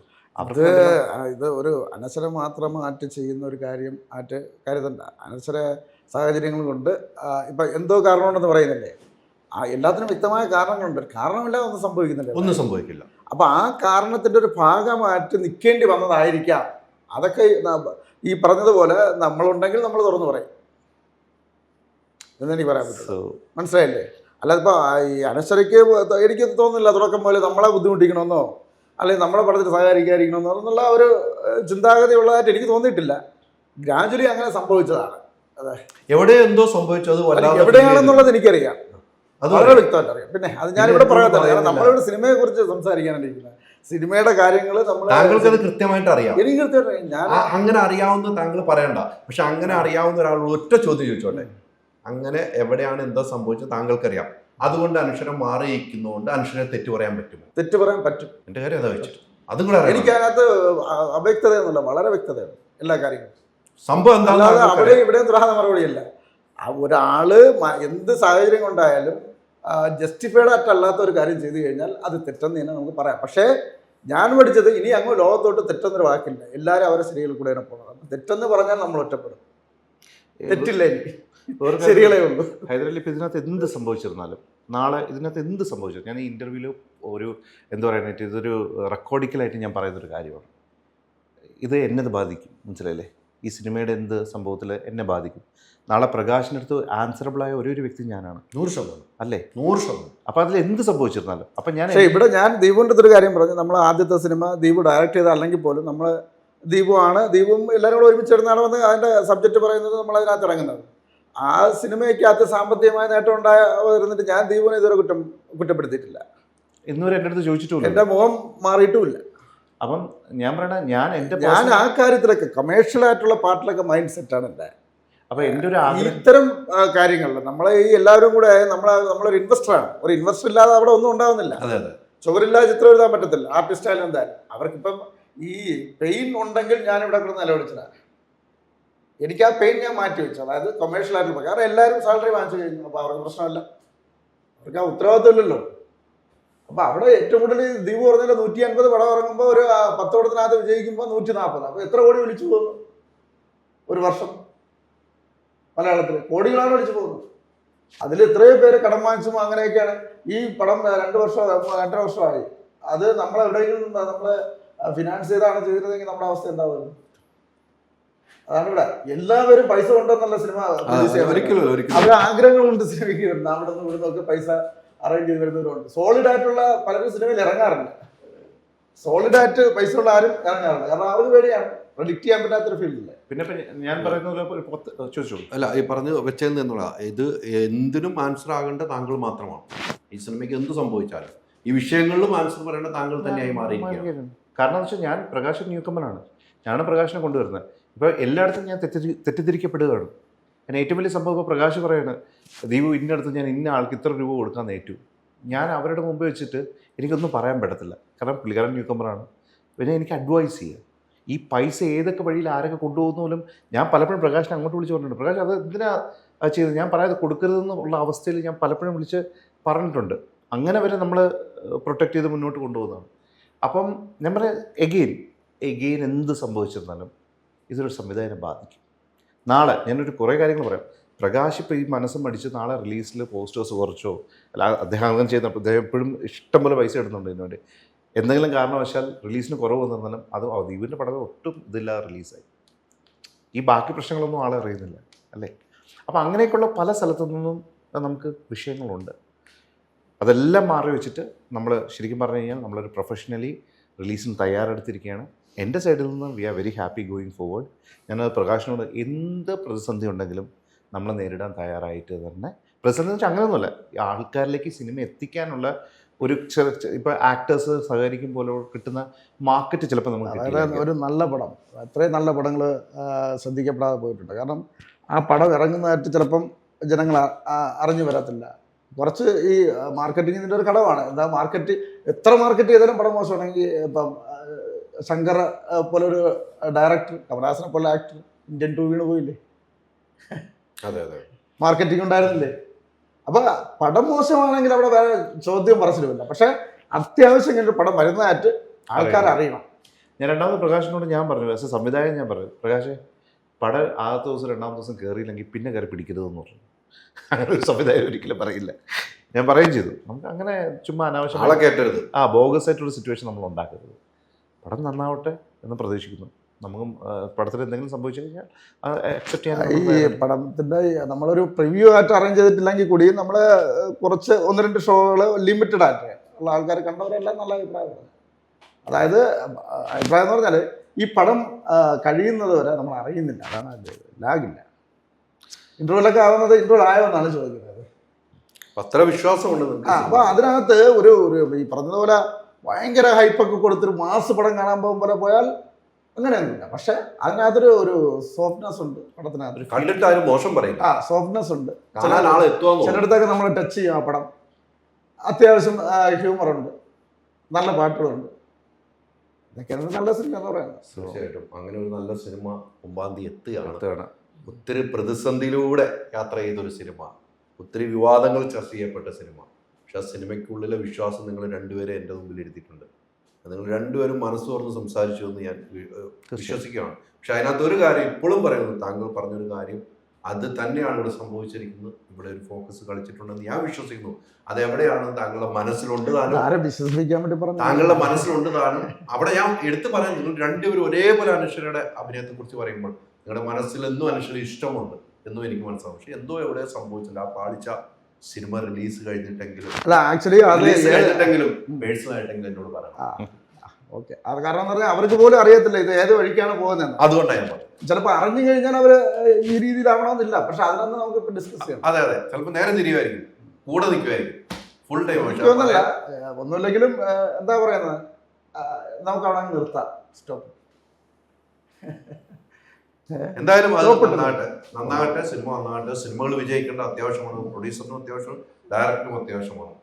സിനിമ തുടങ്ങുന്നത് ഒരു പ്രൊഡ്യൂസറും ഡയറക്ടറും നിന്ന് തുടങ്ങുന്നു, അവസാനിക്കുമ്പോഴും അങ്ങനെയുണ്ട്. പക്ഷെ ഇതിടയ്ക്കും ആദ്യവും അവസാനം എല്ലാം നിങ്ങൾ മാത്രമായി മാറി. പക്ഷെ നിങ്ങളുടെ കൂടെ മലയാള സിനിമ ഇഷ്ടപ്പെടുന്ന പ്രേക്ഷകർ ഉണ്ടാകുമെന്ന് ആത്മവിശ്വാസത്തിൽ തന്നെ നിങ്ങൾ മുന്നോട്ട് പോവുക. കൂടെ ഉണ്ടാവും യാത്രയ്ക്ക്. ഡേറ്റ് എത്രയായി?